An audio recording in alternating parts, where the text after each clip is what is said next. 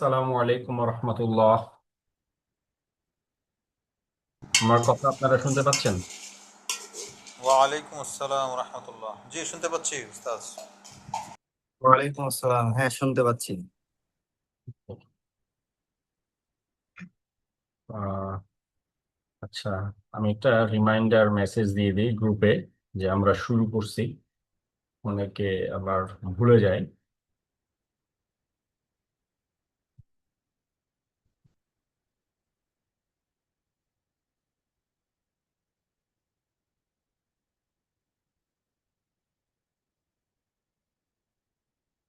ওকে, যাক, আপনারা কেমন আছেন বলেন? অনেকদিন পর আবার আপনাদের সাথে মাঝখানে একটা গ্যাপ হয়ে গেল। কেমন আছেন সবাই? ওয়ালাইকুম আসসালাম রহমতুল্লাহ। আলহামদুলিল্লাহ আলা কুল্লি হাল। হ্যাঁ, আলহামদুলিল্লাহ, ভালো আছি। ওকে। আজকে হচ্ছে আমাদের লাস্ট এপিসোড, ঠিক আছে? আজকে হলো আমাদের লাস্ট এপিসোড এবং এটা দিয়ে আমাদের এই সিরিজটা শেষ হবে।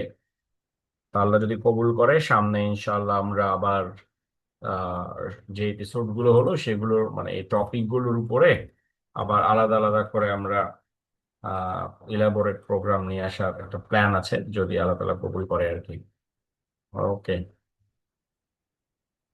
আচ্ছা চলেন তাহলে আমরা শুরু করি। আলহামদুলিল্লাহ, সালাতু ওয়াসসালামু আলা রাসূলিল্লাহ ওয়া আলা আলিহি ওয়া আসহাবিহি ওয়া মান ওয়ালাহ। আজকে আমরা যেই টপিকটা নিয়ে আলাপ করব সেটা হলো টিম ম্যানেজমেন্ট, ঠিক আছে? এবং এই টপিকটা আমাদের প্রফেশনাল ওয়ার্ল্ডে, আমাদের কর্পোরেট ওয়ার্ল্ডে যদি বলি অথবা বিজনেস ওয়ার্ল্ডে, মানে বহুল আলোচিত এবং বহুল চর্চিত বিষয়গুলোর একটা। হ্যাঁ, যারা কর্পোরেট সেক্টরের মানুষ আছেন বিশেষভাবে তারা এটা খুব ভালোভাবে উপলব্ধি করতে পারছেন। টিম বিল্ডিং, হ্যাঁ, এটার উপরে কত ট্রেনিং হয় এবং মানে খুব আমি বলবো যে মানে আহ, খুব হাই বাজেটের ট্রেনিং হয়, ঠিক আছে? এমন না যে কোম্পানিগুলো বা ট্রেনার গুলো ফ্রি ফ্রি ট্রেনিং করায়, হ্যাঁ, যে কেউ করছে না আসেন কিছু ফ্রি ট্রেনিং করায় টিম বিল্ডিং এর উপরে, এটা এরকম না। সো আমাদের কর্পোরেট ওয়ার্ল্ডে যে কয়টা খুব হট টপিক আছে ট্রেনিং এর জন্য তার মধ্যে একটা হচ্ছে টিম বিল্ডিং বা টিম ম্যানেজমেন্ট। তো টিম ম্যানেজমেন্ট অ্যাকচুয়ালি আরো ব্রডার কনসেপ্ট। আপনারা একটু বলতে পারবেন যে আজকের এপিসোডটার নাম আমি টিম বিল্ডিং না দিয়ে টিম ম্যানেজমেন্ট কেন দিলাম? দুটোর মধ্যে আসলে পার্থক্যটা কি? Difference between team building and team management. Team building বলতে যতটুকু আর কি জানা আছে যে একটা কমিউনিটি তৈরি করা, আর ম্যানেজমেন্ট বলতে সেটা বজায় রাখা বা সেটা স্ট্যাবিলিটি গুলা মেনটেন করা। মানে মেইন অ্যাক্সেসরিজ সকল কিছুটাই আর কি ম্যানেজমেন্টের মধ্যে থাকে। আহ এই ওকে, ওকে। আর আর কেউ তো শেয়ার করতে পারেন, নির্দ্বিধায় এবং নির্ভয়ে শেয়ার করবেন প্লিজ। আসসালামু আলাইকুম। ওয়ালাইকুম সালাম সাজ্জাদ ভাই। তৌফিক হাসান, আমি একটু বলি। আহ টিম হচ্ছে বিল্ড আর হচ্ছে টিম ম্যানেজমেন্ট, দুইটার মধ্যে পার্থক্য হচ্ছে টিম বিল্ড করা মানে তৈরি করা। টিম বিল্ড খুবই একটা সহজ কাজ, যে কেউ করতে পারে, কিন্তু টিম ম্যানেজমেন্টটা হচ্ছে মেইন কাজ। তো এটা আসলে সবাই পারে না। তো এটার জন্য অবশ্যই অবশ্যই আহ মানে মেন্টরশিপ দরকার, বা হচ্ছে এটা সম্পর্কে জানা দরকার। এবং এরকম আর কি যে আয়োজনটা আজকে করা হয়েছে, এটা অনেক গুরুত্বপূর্ণ আর কি ভূমিকা রাখে ম্যানেজমেন্টের, কিভাবে করবে বা আরো তার যে বা করে তার করার স্টাইলটা আরো কিভাবে আপগ্রেড করবে। তো ওই জন্য আমার মনে হয় যে টিম ম্যানেজমেন্ট এই মাস্টার ক্লাসটা। ওকে, গুড। সো বেসিক্যালি আজকে এজন্য আমি টিম বিল্ডিং নিয়ে কিন্তু আজকে কথা বলবো না। হ্যাঁ, যে টিম বিল্ডিং এর জন্য রসুল সাল্লাল্লাহু সাল্লাম কিভাবে টিম বিল্ড করেছেন, এবং আপনারা জানেন যে খুব পপুলার একটা থিওরি আছে টাকম্যান নামে, টাকম্যানস টিম বিল্ডিং থিওরি। তো উনি 5টা স্টেজে টিম বিল্ডিং করার কথা বলেছেন। আচ্ছা মামুন ভাই কিছু বলবেন? আপনি হ্যান্ড রেজ করেছেন। জি ভাই, একটা বিষয় জানার ছিল যে স্লাইড গুলো কি আমাদেরকে পরবর্তীতে দেওয়ার সুযোগ আছে? হ্যাঁ, স্লাইড গুলো তো আমরা দিয়ে দিচ্ছি অলরেডি একটা গুগল ড্রাইভ ফোল্ডারে এবং ইউটিউব প্লে লিস্টে স্লাইড গুলো অলরেডি আমরা দিয়ে দিচ্ছি। জি, আপনি কি ধন্যবাদ। আমাদের ইউটিউব টেলিগ্রাম চ্যানেলে আছেন, কানেক্টেড আছেন? দুঃখিত ভাই, আমি আজকে আর কি আপনাদের সাথে প্রথম পথ চলা, আজকে আর কি ওকে সকাল। ওকে, ঠিক আছে, তাহলে আমরা ক্লাসের শেষে আমাদের কোথায় কোথায় পাবেন আমরা সবকিছু লিংক দিয়ে দিব চ্যাট বক্স ইনশাল্লাহ। ওকে। জি। ওকে, জাজাকাল্লাহ। ওকে, তো আমরা আজকে হচ্ছে টিম বিল্ডিং পার্টটা একটু স্কিপ করছি, বিকজ আসলে মানে অনেক ইলাবোরেটিভ ডিসকাশন, ইনফ্যাক্ট টিম ম্যানেজমেন্টও অনেক ইলাবোরেটিভ ডিসকাশন, বাট আজকে আমরা একটা গ্লিমস দিব। আপনার আগের এপিসোড গুলোতেও আপনারা দেখেছেন যে আমরা জাস্ট মানে এটা এত হিউজ টপিক, এক একটা কনফ্লিক্ট ম্যানেজমেন্ট বলেন, রিস্ক ম্যানেজমেন্ট বলেন, হ্যাঁ, নেগোসিয়েশন। সো আমরা জাস্ট গ্লিমস দেওয়ার চেষ্টা করছি, আল্লাহ কবুল করলে ভবিষ্যতে আমরা এটার উপর আরো ডিটেইল সেশন করবো ইনশাল্লাহ। ওকে, সো আজকে আমরা জাস্ট টিম ম্যানেজমেন্ট পার্টটা নিয়ে কথা বলবো। হ্যাঁ, তো টিম ম্যানেজমেন্টের মধ্যে একটা টিমকে ধরে রাখার জন্য, ঠিক আছে, একটা টিমকে ধরে রাখার জন্য সবচেয়ে এবং সবচেয়ে ইম্পর্টেন্ট যে স্ট্র্যাটেজিটা, আচ্ছা, আর আজকের আমাদের আলোচনাটা কিন্তু কর্পোরেটের আলোকে হবে না, ঠিক আছে, আমাদের এই পুরো এপিসোডটা আমরা সাজিয়েছি রাসূল সাল্লাল্লাহু আলাইহি সাল্লামের লিডারশিপের আলোকে, প্রফেটিক লিডারশিপের আলোকে। সুতরাং অনেক কিছু মনে হতে পারে যে আমাদের ট্রেডিশনাল কর্পোরেটের সাথে মিলছে না, বা ট্রেডিশনাল কর্পোরেট বলছে একটা কিন্তু বা আমরা এখানে বলছি আরেকটা। সো ওই জায়গায় কিন্তু একটা আপনারা কিছু কিছু জায়গায় হয়তো বৈপরীত্য পেতেও পারেন, যদিও সব সময় থাকবে না, কিন্তু কিছু কিছু জায়গায় কিন্তু এটা পেতে পারেন, ঠিক আছে। তো টিম ম্যানেজমেন্টের ক্ষেত্রে বা আপনার একটা টিমকে প্রপারলি ধরে রাখার ক্ষেত্রে শুধু যদি আপনি প্রপারলি কাজ বন্টন করলেন, যোগ্যতা অনুযায়ী মানুষকে দায়িত্ব দিলেন, সবই ঠিক আছে, কিন্তু ফার্স্ট অফ অল যে কাজটা করতে হবে সেটা হচ্ছে তারা বাই হার্ট আপনার সাথে কানেক্টেড হতে হবে। হ্যাঁ, তারা তাদের ভেতর থেকে আপনার সাথে তাদেরকে কানেক্টেড হইতে হবে, ঠিক আছে। আপনারা দেখেন যে যখন হুদায়বিয়ার সন্ধির সময় এই যে বারবার কুরাইশদের ডেলিগেট আসছে, হ্যাঁ, এবং আল্লাহ রসুলের সাথে বারবার ডিসকাশন করতেছে, তো এরকম একটা পর্যায়ে উরওয়া ইবনে মাসুদ নামে এক ব্যক্তি আসলো, এবং উনি আসার পর যখন আল্লাহ রসুলের সাথে কথা বলে ফিরে গেল, তো উনি কুরাইশ লিডারদেরকে যাওয়ার পরে বলছে, দেখেন আমি পৃথিবীর বিভিন্ন দেশে গেছি, আমি রোমে গিয়েছি, আমি পারস্যে গিয়েছি অর্থাৎ বর্তমান ইরান, এবং আমি অনেক বড় বড় রাজা বাদশাদের সাথে মিশেছি, কিন্তু আজকে আমি যা দেখলাম এই যে মোহাম্মদের প্রতি তার টিম মেম্বারদের যে ডেডিকেশন, মোহাম্মদ অজু করলেও সাল্লাল্লাহু আলাইহি সাল্লাম সেই অজুর পানি নেয়ার জন্য তারা ছুটোছুটি করে, ঠিক আছে। এই দৃশ্য তো আমি আর কোনোদিন কোনো রাজা বাদশাহ তবে এই লেভেলের ডেডিকেশন তো আমি তাদের মধ্যে দেখিনি। সো এটা সামথিং ডিফারেন্ট। এইরকম ফলোয়ার যার থাকতে পারে, অবশ্যই তার টিমের মধ্যে এই টিম অপরাজেয়। হ্যাঁ, এই টিমের সাথে যুদ্ধ করে তোমরা পারবা না, ঠিক আছে। কুরাইশরা চিন্তা করছে, তারা কনফিউজ ছিল যে আমরা কি যুদ্ধ করব না কি করব, কারণ এটা আমরা নেগোসিয়েশনের ক্লাসে ডিটেল আলোচনা করেছিলাম, এখন আমাদের স্কোপ নাই বলার যে কুরাইশ একটা দোটানায় পড়ে গেছিল। হ্যাঁ, তারা মুসলিমদেরকে অ্যালাউ করতে পারছিল উমরার জন্য, আবার তাদেরকে যুদ্ধ করতে পারছে না। তো এইরকম একটা সিচুয়েশন উরওয়া ইবনে মাসুদের এই কথাটা কিন্তু কুরাইশদেরকে একটা নাড়া দেয়। হ্যাঁ, এবং তারা শেষ পর্যন্ত যুদ্ধের সিদ্ধান্ত থেকে বা যে দনমনা ছিল তাদের মধ্যে করব কি করব না সেখান থেকে তারা সরে আসে, ঠিক আছে। তাহলে দেখেন যে রাসূল সাল্লাল্লাহু আলাইহি সাল্লাম সবার আগে, আপনারা পুরো সিরাতের মধ্যে যদি দেখেন, উনি মানুষকে এমন ভাবে তাদের মনগুলোকে উনি ধরে রেখেছিলেন, এটা আনইমাজিনেবল। সেটা আমরা যখন আমরা একটা টিম তৈরি করি, যেহেতু আমরা আজকে বিল্ডিং এর পরের পার্ট নিয়ে কথা বলছি, ম্যানেজমেন্ট, আমাদের ফার্স্ট কাজ হবে মানুষের মনগুলোকে আমাদের সাথে ধরে রাখা। এইটা এটা খুবই চ্যালেঞ্জিং। আপনার কাছে মনে হতে পারে কবির ভাই এটা থিওরিটিক্যাল কথা বললেন, আমি জানি না, বাট যদি আপনার একটা টিম লিড করে থাকেন, 3 জন হোক, 4 জন হোক, 5 জন হোক, 10 জন হোক, আপনারা এটা হাড়ে হাড়ে টের পাবেন। এবং যদি আপনি আপনার টিম মেম্বারদের মনকে ধরে রাখতে পারেন, তারা আপনার সাথে যদি লেগে থাকতে পারে, আপনার ভিশনের সাথে যদি, আপনার ভিশনকে যদি তারা ভালোবাসতে পারে, এটা আপনার জন্য দারুণ একটা পাওয়ার হিসেবে কাজ করবে, দারুণ একটা পাওয়ার হিসেবে কাজ করবে। এবং এটার প্রমাণ আমি নিজে আমাদের টিমের মধ্যে দেখেছি, আলহামদুলিল্লাহ।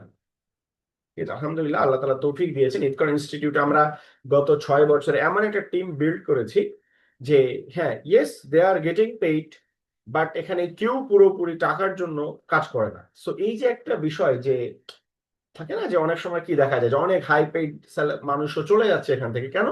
একটা জায়গায় কোম্পানি থেকে, multi national company, lakh lakh টাকা বেতন পাচ্ছে, কিন্তু সে চলে যাচ্ছে। কেন চলে যাচ্ছে? বিকজ সে বাই হার্ট সে অ্যাটাচ না ওইটার সাথে। হ্যাঁ, তো এই জন্য বোনাস বলেন, ইনক্রিমেন্ট বলেন, টাইটেল বলেন,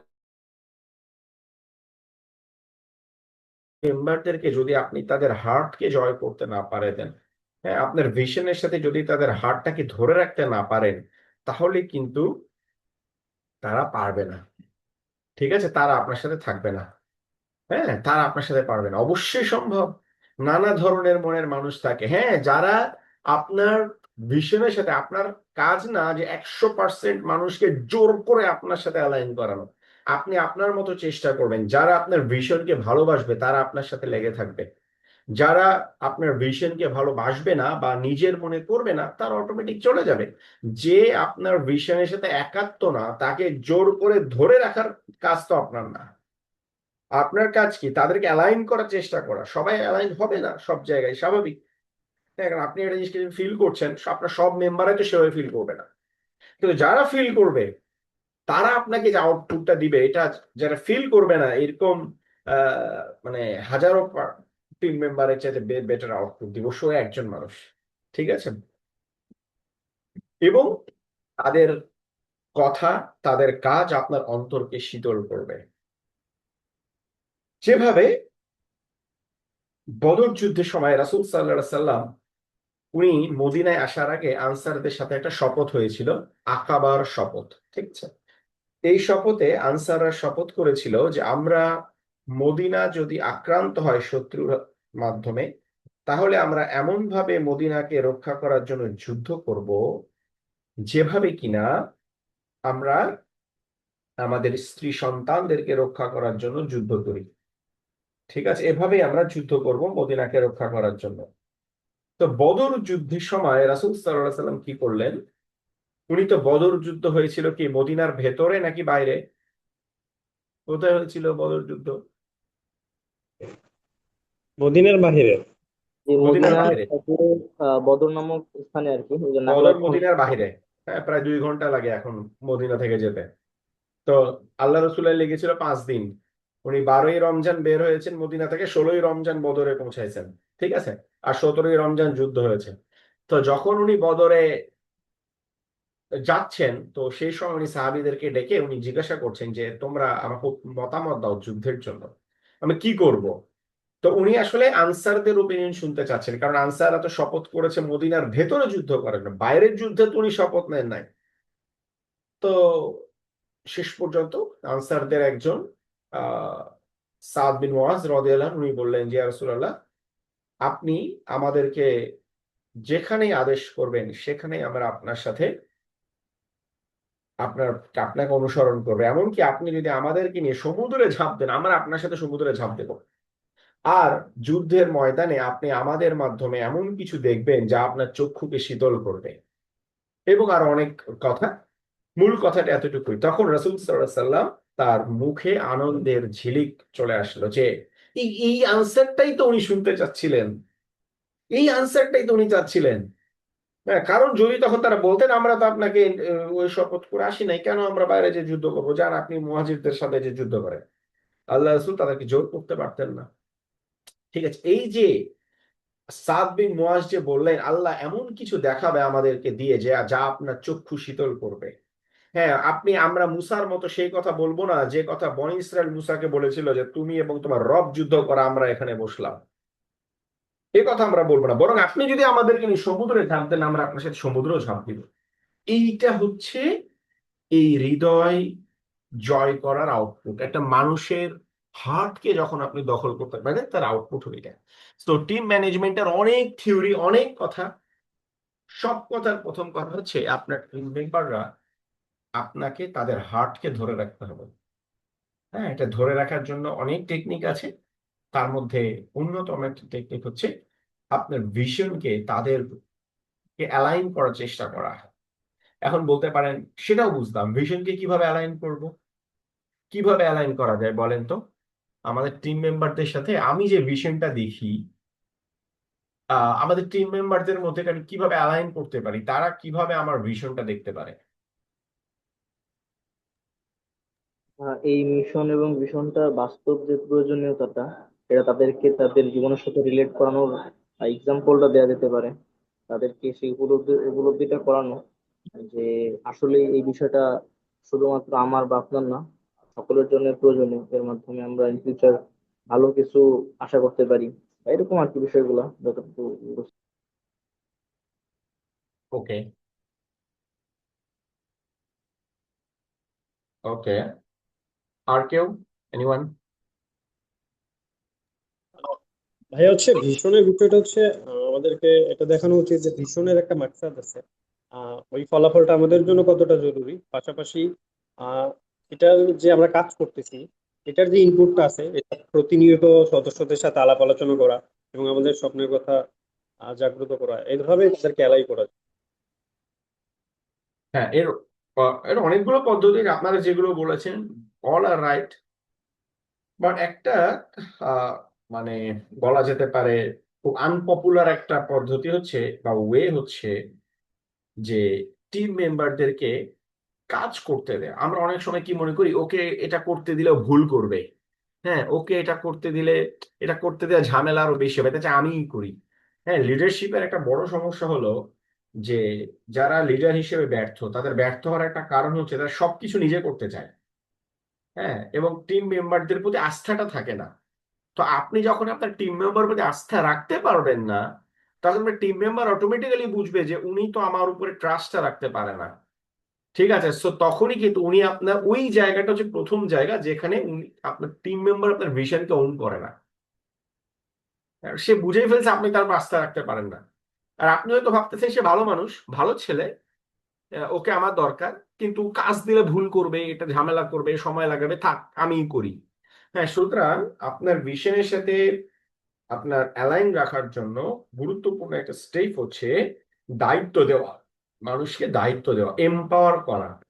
হ্যাঁ, সে ভুল করবে কিন্তু ভুল করতে করতেই শিখবে। এবং সে যত দায়িত্ব পাবে, যত এম্পাওয়ার্ড ফিল করবে, নিজে মানে কোনো একটা রেসপন্সিবিলিটিস তার মধ্যে আসবে, তখনই কিন্তু সে ধীরে ধীরে ধীরে ধীরে আপনার ভিশনটাকে সে ভালোবাসতে শুরু করবে।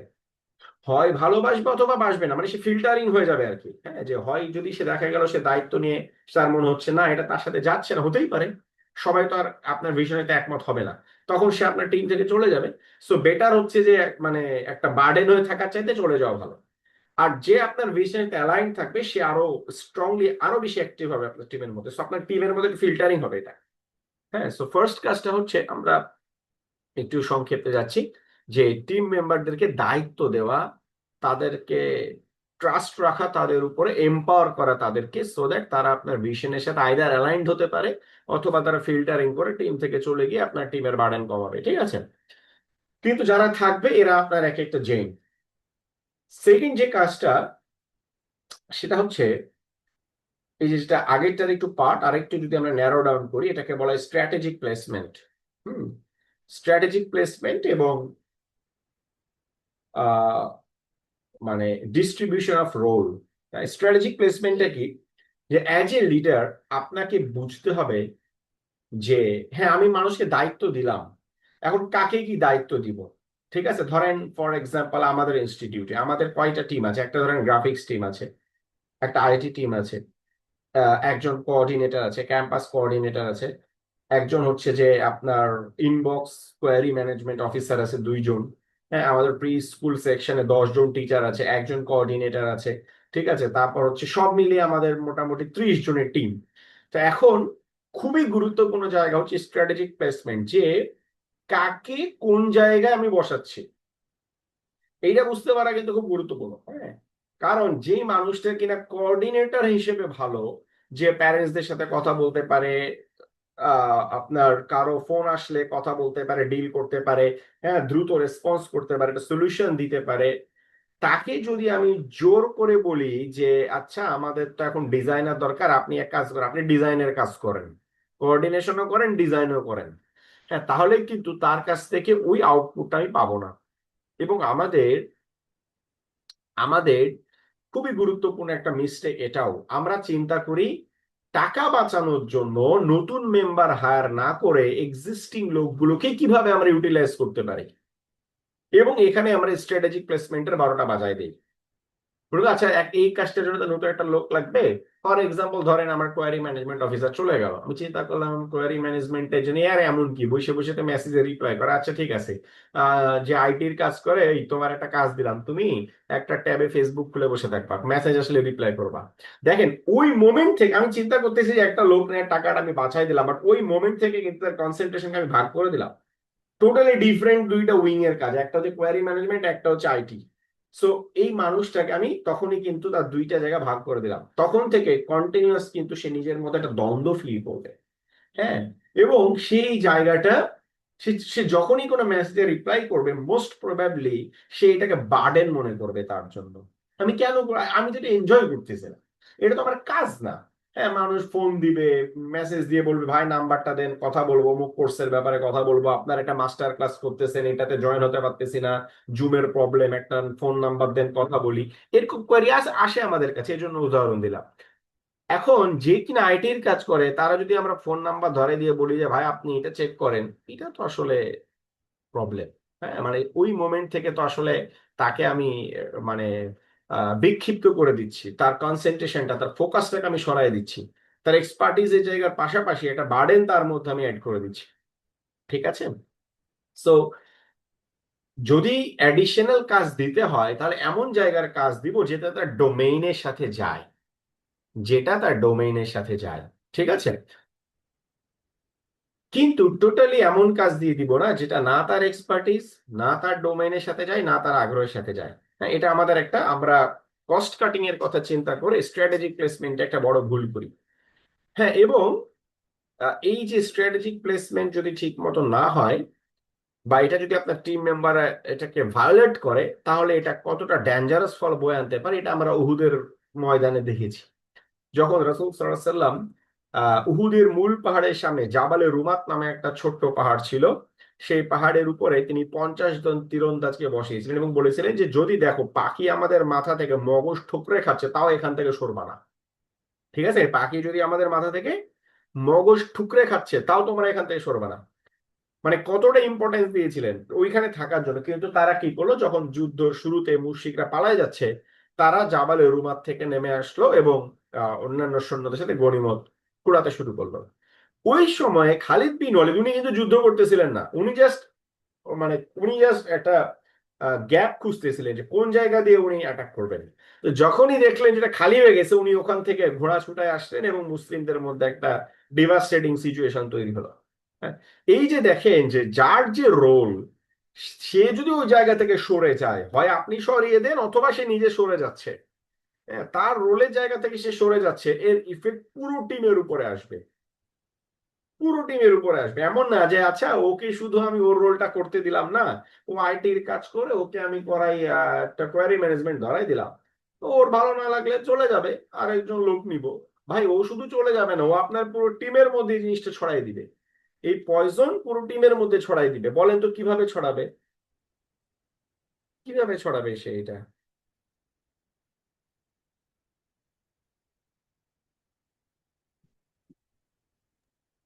ভাই বুঝতে পারছি বিষয়টা, কিন্তু সঠিক উদাহরণের মাধ্যমে প্রকাশ করতে পারছি উদাহরণ না, না। আপনি এমনি বলেন মামুন ভাই।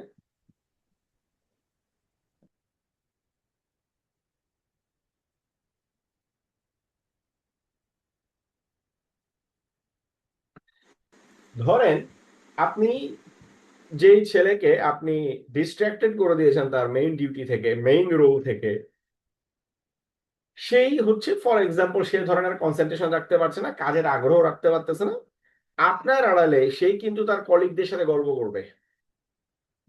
হ্যাঁ, যে আমি তো অনেক, মানে এগুলো আমার ফ্যাক্টরি লাইফে, আমি তো 8 বছর ইন্ডাস্ট্রিতে কাজ করেছি, এগুলো দেখেছি। হ্যাঁ, যে বসের গিবত করা এটা হলো একটা কমন প্যাটার্ন আমাদের ওয়ার্ক প্লেস গুলোতে। এটা ইসলামিক অর্গানাইজেশন বলেন, সেকুলার বলেন, যা বলেন না কেন, বস না থাকলে বসের গিবত, এবং হচ্ছে যে আমার এটা চাইছিলাম, এটা আমার দিল না, আমাকে এই কথা বলে নিয়ে আসছে, এখানে আসার পরে আবার এইটা করাচ্ছে। হ্যাঁ, এবং তখন দেখবেন ধীরে ধীরে ধীরে ধীরে যে টিম ওনার বা যে বস, তার পার্সোনাল লাইফ নিয়ে মানুষ কথা বলা শুরু করে। হ্যাঁ, আরে আমাকে এত কথা বলেনি, আসলে এখানে ওর তো পার্সোনাল লাইফই ঠিক না, আরে ও তো ফ্যামিলিতে এটা করে, আর ও বউয়ের সাথে এটা করে, ও বাচ্চার সাথে এটা করে, ওর লেনদেনে ঠিক নাই, কোম্পানি কিভাবে চালাবে। শুরু হলো কোত্থেকে দেখেন, আপনি তাকে তার কোর ডিউটি থেকে সরাই দিছেন বা তার এক্সপার্টিসের জায়গা থেকে সরাই তার আপনি ভিন্ন একটা কাজ দিছেন। ঠিক আছে, সেই জায়গা থেকে সে ডিস্ট্রাক্টেড হলো। এই যে আপনার প্রতি তার একটা বিষাদ তৈরি হলো বা একটা রাগ তৈরি হলো, এই পয়জনটা কিন্তু সে ব্যাকবাইটিং করবে কোম্পানির মধ্যে, এবং আপনাকে নিয়ে আপনার কলিগদের মধ্যে সে কিন্তু কানভারি করবে। ঠিক আছে, অফিসের ভেতরে এবং বাইরে। কারণ কলিগরা তো কানেক্টেড, এরা একজন আরেকজনের পার্সোনাল প্রোগ্রামে যায়, একজন আরেকজনের সাথে ফুটবল খেলতে যায়, একজন আরেকজনের সাথে দেখা করে, কফি খেতে যায়, বিভিন্ন প্রোগ্রামে দেখা হয়, ট্রেনিং এ দেখা হয়, হয় না? তো সেই জায়গায় দেখবেন তখন কিন্তু আপনার পেছনে দেখবেন আপনাকে নিয়ে বিশাল কাণ্ড ঘটে গেছে। যখন এটা একদম আর ওই যে প্রেসার কুকারের মতো যখন এটা বার্স্ট করবে, তখন হচ্ছে যে আপনি এটার ইম্প্যাক্ট টের পাবেন। ও আচ্ছা, এই তাহলে ঘটনা, এই তাহলে হচ্ছে পেছনে পেছনে টিমের। হ্যাঁ, কিন্তু মানে ক্যান্সারের মতো যখন থার্ড স্টেজে চলে যাবে তখন বুঝতে পারবেন। ঠিক আছে, বাট এইভাবে ক্যান্সার গুলো আসলে গ্রো করে টিমের মধ্যে। ঠিক আছে, হ্যাঁ, তো এই জন্য স্ট্র্যাটেজিক প্লেসমেন্টটা খুবই জরুরি। হ্যাঁ, এটা কস্ট কাটিং বলেন বা অন্য কোনো কিছুকেই আসলে মানে কোনো কিছুর বিনিময়ে এটাকে আসলে স্যাক্রিফাইস করা যায় না। হ্যাঁ, যে প্রত্যেককে আমাদের উচিত তাদের পার্টিজের জায়গাটাতে কাজে লাগানো। যখন আল্লাহ রসুল মসজিদে নববী তৈরি করছেন, তখন তো স্বাভাবিকভাবেই সাহাবীরা অনেক কষ্ট করে ইট বালু এগুলো ক্যারি করতেছেন। তখন তো সিমেন্ট ছিল না, তখন কিভাবে জোড়া লাগাতো? তখন হচ্ছে আপনার চুন এবং মাটি দিয়ে এবং বালু দিয়ে একটা মিক্সচার তৈরি করতো, মানে সিমেন্টের অল্টারনেট ছিল এটা, ওটা দিয়ে হচ্ছে ইট জোড়া দিত। তো তখন এক ব্যক্তি ছিলেন যে কিনা এই যে আহ, চুন এবং বালুর যে মিক্সচার, এইটা খুব ভালো তৈরি করতে পারতেন। হ্যাঁ, তার মানে এটা যে রেশিও বা এটা তৈরি করাতে তার একটা ভালো দক্ষতা ছিল। তো উনি আল্লাহ রসুলকে বলতেছে যে আমি এটা করব না, আমি সাহাবীদের সাথে ইট ক্যারি করব। হ্যাঁ, আবু বকর উমার কত বড় বড় সাহাবী, আমি তাদের সাথে কাজ করব, আমি এটা করব না। তো আল্লাহ রসুল বললেন যে না, তোমার যেটা কাজ তোমাকে করতে হবে, তুমি কি করো, তুমি ইট ক্যারি করো, এই মশলা বানাও, ওইটাই তোমার জন্য হচ্ছে গুরুত্বপূর্ণ। সো ওনাকে দেখেন, আল্লাহ রসুল বুঝতে পেরেছিল ওর মধ্যে ওইটা। ঠিক আছে, আবার দেখেন যখন মুশরিকরা বিভিন্ন ভাবে আল্লাহ রসুলকে নিয়ে, মুসলিমদেরকে নিয়ে কবিতা রচনা করত, তখন রাসূল সাল্লাল্লাহু আলাইহি সাল্লাম কি বললেন? যে আমার মুসলিমদেরকে নিয়ে কবিতা রচনা করলেই মৃত্যুদণ্ড? না। হ্যাঁ, কিছু মানুষকে এক্সিকিউট করা হয়েছিল, সেটা একটা স্টেজে গিয়ে। কিন্তু এক্সিকিউশনের পাশাপাশি আরেকটা স্ট্র্যাটেজি ছিল আল্লাহ রসুলের, সেটা কি বলেন তো? উনি কি করেছিল? শুধু এক্সিকিউশনের মধ্যে সীমাবদ্ধ থাকে নাই, আর কি ছিল ওনার স্ট্র্যাটেজি?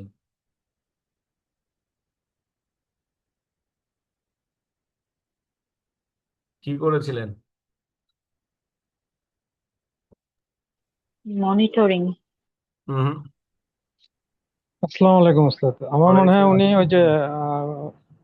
কবিতাকে কবিতা দিয়ে প্রোটেক্ট করার জন্য সাহাবীর নাম হচ্ছে মানে হাসান। হাসান বিন সাবিত উনি করলেন হ্যাঁ, কি, উনি উনি মসজিদে নববীতে একটা এক্সট্রা মিম্বার বানালেন। মসজিদে নববীতে দুইটা মিম্বার ছিল, একটা মিম্বার আল্লাহ রসুল খুতবা দিতেন, আরেকটা মিম্বারে হাসান বিন সাবিত কবিতা আবৃত্তি করতেন।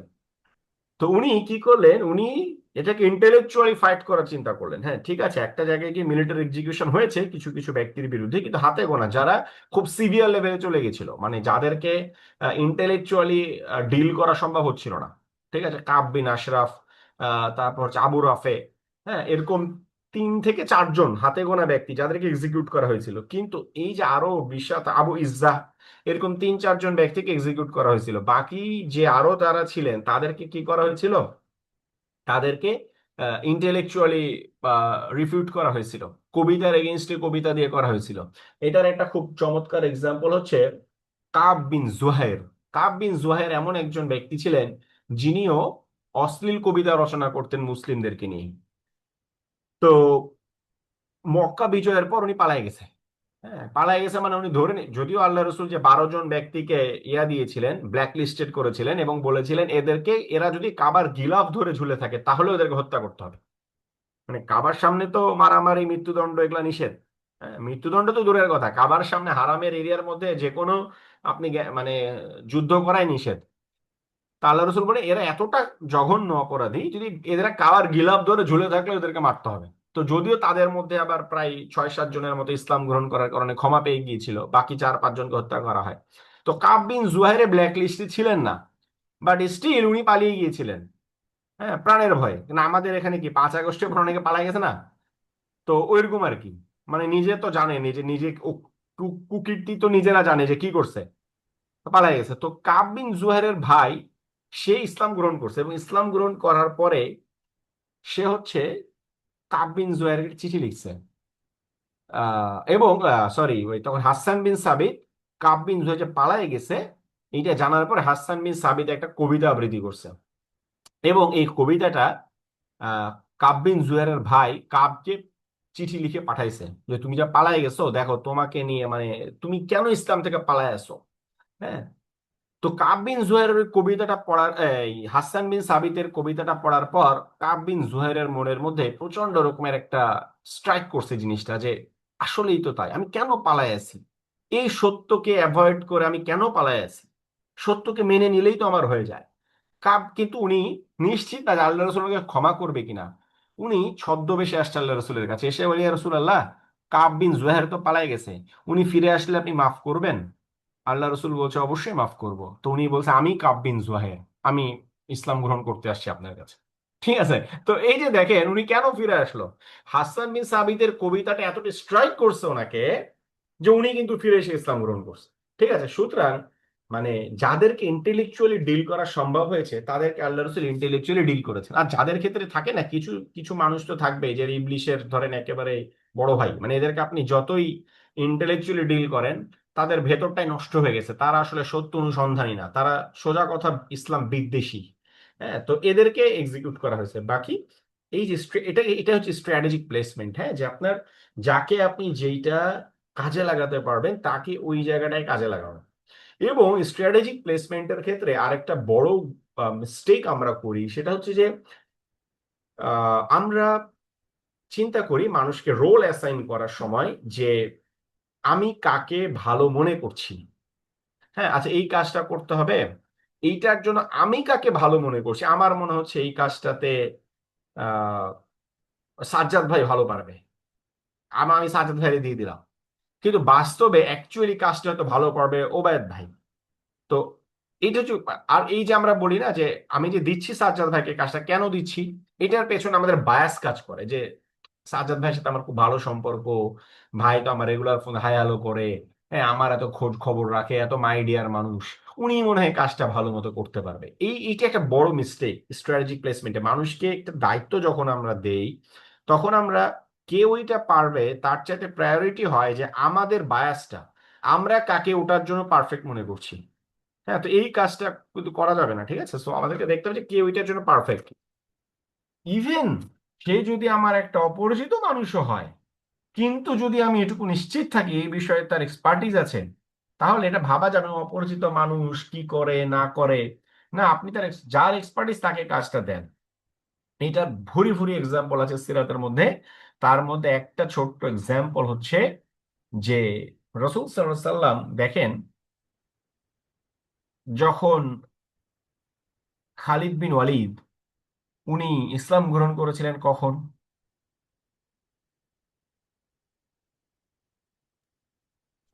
মক্কা বিজয়ের পর, মানে হুদাইবিয়া সন্ধির পর। হুদায়বিয়া সন্ধির পরে। হ্যাঁ, ষষ্ঠ হিজরি শেষের দিকে বা সপ্তম হিজরিতে। তো খালিদ বিন ওয়ালিদের প্রথম যুদ্ধ হচ্ছে মুতার যুদ্ধ। তো মুতার যুদ্ধে আল্লাহ রসুল 3 জন সেনাপতি দিয়েছিলেন। ঠিক আছে, আহ আব্দুল্লাহ বিন রাওয়াহা, জাফর বিন আবি তালিব এবং জায়েদ বিন হারিসা। তো 3জনই যখন শহীদ হয়ে গেলেন, তখন আল্লাহ রসুল বলেছিলেন 3জন যদি শহীদ হয়ে যায় তোমরা নিজেদের মতো একজনকে বানায় নিবে নিজেদের মধ্যে থেকে। এটা উনি আর ফিক্স করেন নাই। তো 3জন যখন পরপর শহীদ হয়ে গেল, তখন মুসলিমরা কাকে বানালো তাদের সেনাপতি? খালিদ রাদিয়াল্লাহু আনহুকে খালিদ বানিয়েছে। বিন ওয়ালিদ। অথচ এটা ছিল খালিদ বিন ওয়ালিদের প্রথম যুদ্ধ মুসলিম হিসাবে। তো কেউ তো বলে নাই, ভাই তুমি না মুশরিক অবস্থায় মারা যুদ্ধ করছো, মুসলিম অবস্থায় তো তুমি এখনো কোনো যুদ্ধ করো নাই, তোমার মনের মধ্যে কি, আমরা হলে এটাই বলতাম, ভাই তোমার মনের মধ্যে তো এখনো মানে কি আছে আমরা জানি না, আমরা তো মানুষের অন্তর জানি না, আমরা মানুষের অন্তর খুঁজে মানুষকে, বিশেষ করে সোশ্যাল মিডিয়ায় ঢুকলে দেখবেন সবাই হচ্ছে মানে আমরা এখন অন্তর্যামী, হ্যাঁ, মানুষের বিনকে আমরা জাজ করি। এটা কিন্তু খুবই ডেঞ্জারাস একটা অভ্যাস আমাদের। ঠিক আছে, মানুষ যা বলে না সেটা আমরা মানুষের উপর আরোপ করি। ভয়ঙ্কর রকম গুনাহের কাজ এটা। তো সাহাবীরা কিন্তু কখনো ভাবেন নাই যে খালিদ বিন ওয়ালিদ মাত্র মুসলিম হয়েছে কয়েক মাস আগে, এখনই আবার একটা এত বড় যুদ্ধের নেতৃত্ব দিয়ে দিব, রোমানদের বিরুদ্ধে যুদ্ধ। না, এটা খালিদ বিন ওয়ালিদ পারফেক্ট না, এরকম কিন্তু তারা ভাবেন নাই।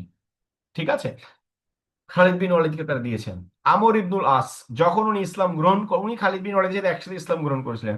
উনি ইসলাম গ্রহণ করার পরপরই রাসূল সাল্লাল্লাহু আলাইহি ওয়াসাল্লাম তাকে দিয়ে একটা সারিয়ায় পাঠালেন। সারিয়া মানে এমন অভিযান যেখানে আল্লাহ রসুল নিজে যাননি কিন্তু বাহিনী পাঠাতেন। আর উনি নিজে যেখানে গিয়েছেন সেগুলোকে বলা হতো গাজওয়া। তা উনি আমর ইবনুল আসকে উনি একাধিক সারিয়ায় পাঠিয়ে দিয়েছেন। উনি ভাবেন না আমর ইবনুল আস মাত্র মুসলিম হইলো, ওকে ওকে আবার পাঠাইলে এখন আবার ভেতরে ভেতরে মুশরিকদের জন্য কাজ করে কিনা। না, বিগত জানতেন যে উনি এটার জন্য পারফেক্ট মানুষ।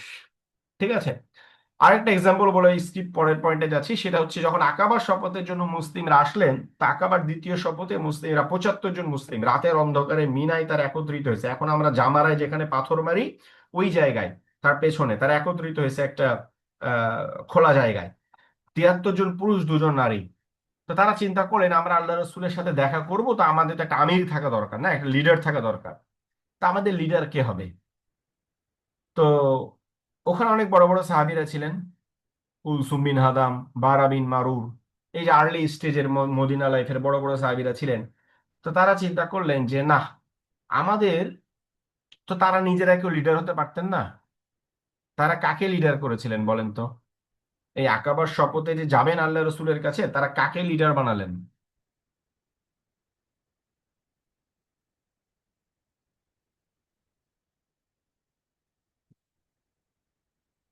কে বলতে পারবেন বলেন, কাকে লিডার করেছিলেন?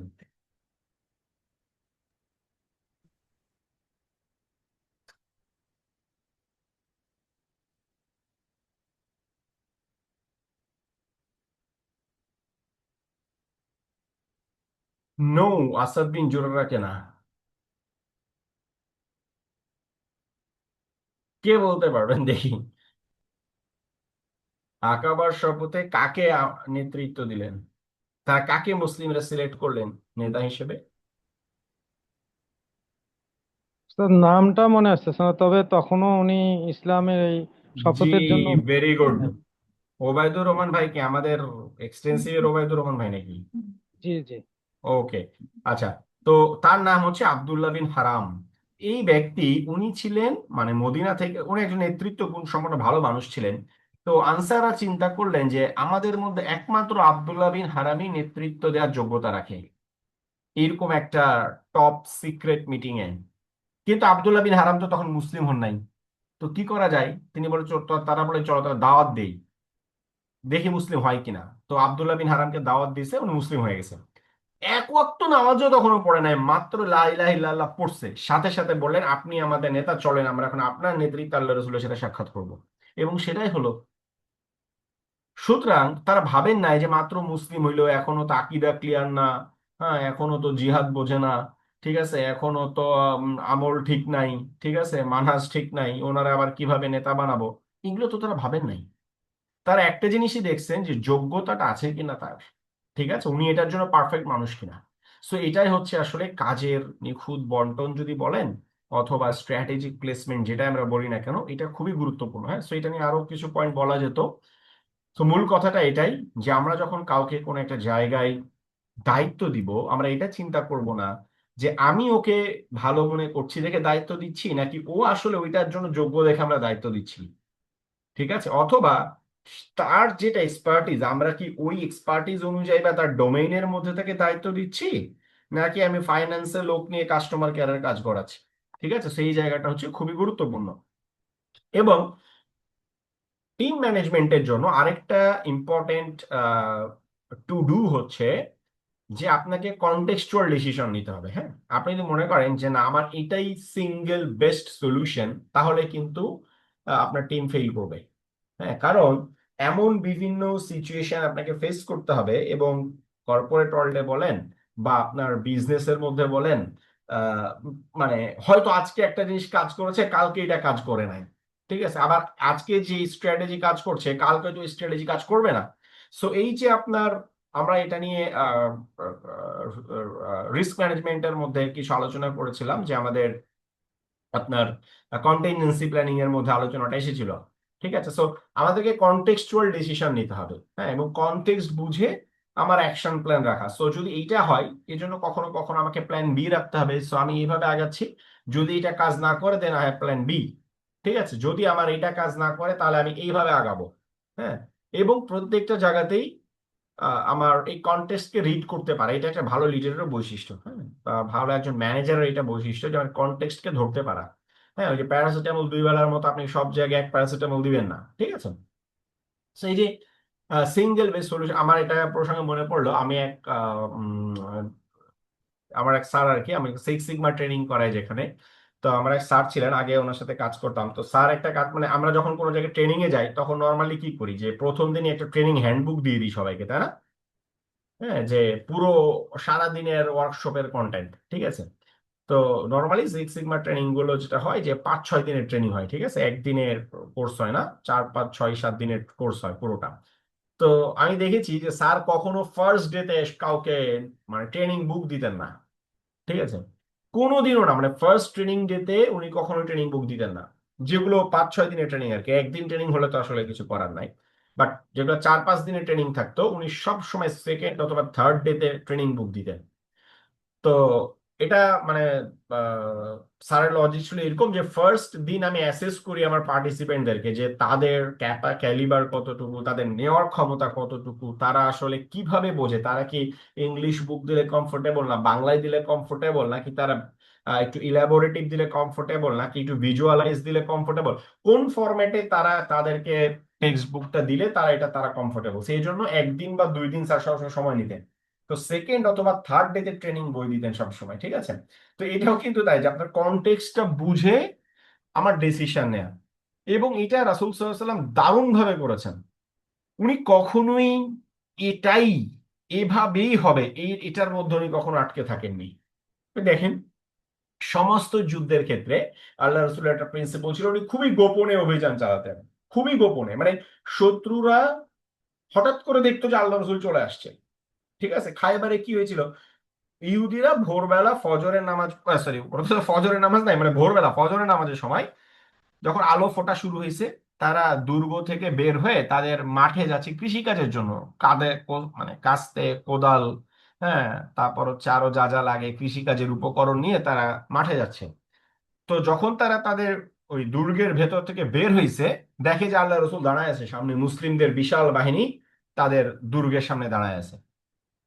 তো তারা তখন হচ্ছে যে চিৎকার করতে শুরু করছে, খাইবার খাইবার ইয়া ইয়াহুদ জাইশু মুহাম্মদ সাউফা ইয়াউদ, হ্যাঁ, যে হ্যাঁ খাইবার ইহুদিরা, মুহাম্মাদের বাহিনী তো চলে আসছে, তোমরা পালাও এখান থেকে। তারা বুঝতেই পারে নাই যে আল্লাহ রসুল তাদের দুর্গের সামনে এসে দাঁড়ায় আছেন। ঠিক আছে, এই যে একটা সিক্রেসি, দুমাতুল জান্দারের অভিযান প্রায় 490 কিলোমিটার দূর মক্কা মদিনা থেকে উনি ওখানে অভিযান চালাইছে। উনি কি করতো, রাতের বেলা পথ চলতো, দিনের বেলা আত্মগোপনে থাকতো। ঠিক আছে, সারাদিন উনি আত্মগোপন করে থাকতো যাতে কেউ দেখতে না পায়। এবং আরেকটা রিজন ছিল যে দিনের যে তীব্র গরম মরুভূমির এই গরম থেকে বাঁচা, এটা আরেকটা পারপাস ছিল। বাট আরেকটা উদ্দেশ্য ছিল যাতে ওনার এই সিক্রেসিটা মেনটেন করা যায়। এবং কিন্তু উনি রাতের বেলা কিন্তু উনি মানে পথ চলতো। হ্যাঁ, সব জায়গায় উনি এইটা মেনটেন করছে। মক্কা বিজয়ের সময় এত গোপন রাখছে যে যখন হাতিব রাদিয়াল্লাহু আনহু চিঠি লিখেছিলেন কুরাইশদেরকে, আল্লাহ সুবহানাহু ওয়া তাআলা ওহী করলেন, উনি চিঠিটা মাঝপথ থেকে ধরে নিয়ে আসলেন যাতে কুরাইশদের কাছে নিউজটা না যায়। স্বয়ং আল্লাহ সুবহানাহু ওয়া তাআলা ইন্টারফেয়ার করছেন এই গোপনীয়তা রক্ষার জন্য। ডিটেইল এখন বলার সুযোগ নাই আমাদের। আব্দুল্লাহ বিন জাহাসের অভিযান, সারিয়ায় নাখলা নামে প্রসিদ্ধ, সিরাতের মধ্যে আপনারা পড়বেন। দ্বিতীয় হিজরিতে হয়েছিল এটা, রজব মাসে শেষ দিন। তো আল্লাহ রসুল বলেছিলেন, আব্দুল্লাহ বিন জাহাসকে একটা বাহিনীর নেতৃত্ব দিলেন এবং একটা চিঠি লিখলেন। আব্দুল্লাহ বিন জাহাস কিছুই জানে না কি করতে হবে। উনি আব্দুল্লাহ বিন জাহাজ যে বাহিনীর নেতা, তাকেও তিনি বললেন না যে তুমি এটা করবা এটা করবা, আর কাউকে বললো না তুমি আমির তোমাকে বললাম না। উনি একটা চিঠি লিখলেন কি করতে হবে, তারপর চিঠিটা সিল করে আব্দুল্লাহ বিন জাহাজের হাতে দিয়ে বললেন, এই যে এই রাস্তাটা দেখতেছো, এই রাস্তা দিয়ে 2 দিন পথ চলো, একদম স্ট্রেট 2 দিন পথ চলবা, 2 দিন, 2 দিন যাওয়ার পরে আমার এই চিঠিটা খুলবা, তারপরে ইনস্ট্রাকশন ফলো করবা। তো উনি বলতে পারতো না যে আব্দুল্লাহ বিন জাহাজ তুমি আমির, তুমি না জানলে তো আসলে কেমন হয়, সো তুমি এটা জানো, বাকিদেরকে বইলো না, তাইলেই হবে। তো উনি যেটা করেন নাই, উনি আমিরের কাছে পর্যন্ত এটা গোপন রাখছে। ঠিক আছে, সো এই যে একটা সিক্রেসি। কিন্তু দেখেন, ওনার সারা জীবনের এই সুন্নাহর এগেনস্টে গিয়ে তাবুক যুদ্ধের সময় যখন রোমানদের এগেনস্টে নবম হিজরিতে এই যুদ্ধের প্রস্তুতি উনি শুরু করলেন, উনি 1 মাস আগে ঘোষণা দিলেন যুদ্ধের প্রস্তুতি। কারণ কি? এইটার কনটেক্সটটা ডিফারেন্ট ছিল। বদর দেখেন মদিনা থেকে কিন্তু কাছে, উহুদ তো মদিনার, তখন মদিনার বাইরে কাউন্ট করা হলো, এখন একেবারে মদিনার ভেতরেই চলে আসছে, খন্দক মদিনার ভেতরে। ঠিক আছে, সমস্ত যুদ্ধ, মুতার যুদ্ধটা ছাড়া বাকি সব মানে মুতারটা অনেক দূরে হয়েছিল, বর্তমান জর্ডান বর্ডারের মধ্যে পড়ে গেছে, মানে আরবের বর্ডারেরও বাইরে চলে গেছে। এর বাইরে আর সমস্ত যুদ্ধগুলোই রাসূল সাল্লাল্লাহু আলাইহি ওয়াসাল্লাম খুবই গোপনে প্রস্তুতি নিয়েছেন। কিন্তু যখন উনি তাবুক যুদ্ধের কথা চিন্তা করলেন, তা এইবার উনি নিজেই এটা অ্যানাউন্স করলেন, এবং 1 মাস আগে অ্যানাউন্স করলেন যে আমাদেরকে 1 মাস পর যুদ্ধে যেতে হবে। কারণ ডিস্টেন্সটা ছিল অনেক হিউজ, প্রায় 650 কিলোমিটার প্লাস, আরো বেশি, 700 কিলোমিটার মতো। ঠিক আছে, এবং এই সময়টা ছিল প্রচন্ড গরম। যারা আরবে গিয়েছেন তারা নিশ্চয়ই ওখানকার গরম সম্পর্কে আপনার অবগত। তাও তো ধরেন এখন আপনার অনেক এসি টেসি, কিন্তু ওই সময়টা একদম মরুভূমির তপ্ত গরম। হ্যাঁ, সো প্রায় 43 ডিগ্রি সেন্টিগ্রেড, এবং প্রায় 40,000 রোমান আর্মি, হ্যাঁ, তাদের এগেইনস্টে যুদ্ধ করতে হবে। তো এবং মদিনা থেকে ওই সময় আল্লাহ রসুলের তাবুক যেতে সময় লেগেছিল 20 দিন। বুঝতে পারছেন, 20 দিন। এবং এত কঠিন একটা জার্নি ছিল যে পানির অভাবে মুসলিমরা কি করা শুরু করলো, তারা উট জবাই করে উটের যে পাকস্থলীতে বা মানে উটের যে অর্গানের মধ্যে পানি উট সঞ্চয় করে রাখে, সেই অর্গান থেকে তারা কেটে পানি বের করে সেই পানি তারা পান করছে। ঠিক আছে, এতটা তারা পানির অভাবের মধ্যে পড়ে গেছিল, এবং এই জন্য এটাকে বলা হয় জাইশুল উসরাহ। এই বাহিনীকে বলা হয় যে অভাব অনটনের বাহিনী, কাঠিন্যের বাহিনী, মানে এই আর কি। তো এত কষ্ট হয়েছিল এই অভিযানে মুসলিমদের। তো আল্লাহ রসুল জানতেন যে এই সময়টা খুব একটা ইজি না। যদি বদরের মতো এখনই কেউ রেডি আসো আমার সাথে চলো, এই এই পরিস্থিতি, এই ট্যাকটিক্স তাবুকের হবে না। ঠিক আছে, এইটা তাবুকে হবে না, কারণ এটা টোটালি ডিফারেন্ট কনটেক্সট। বদরে ছিল একটা কনটেক্সট, বদরে যুদ্ধ করতেই যান, উনি গিয়েছিলেন কাফেলা ধরার জন্য। আর তাবুক উনি যাচ্ছেনই রোমানদের মতো একটা বিশাল আর্মির এগেনস্টে যুদ্ধ করার জন্য। প্লাস এখানে বিপুল পরিমাণ টাকা পয়সার প্রয়োজন ছিল। হ্যাঁ, এই জন্য সাহাবিদেরকে উনি ব্যাপকভাবে দান করতে উৎসাহ। আপনারা জানেন যে উসমান রাদিয়াল্লাহু আনহু একাই 900 উট, 100 ঘোড়া, 29 কেজি রূপার, 5 কেজি স্বর্ণ দিয়েছিল। আমি একটা হিসাব করছিলাম, মোটামুটি এখনকার সময়ের হিসাবে প্রায় 200 কোটি টাকার মতো হয়। তাহলে বুঝতে পারছেন 200 কোটি টাকা, মানে অ্যামাউন্টটা জাস্ট চিন্তা করেন।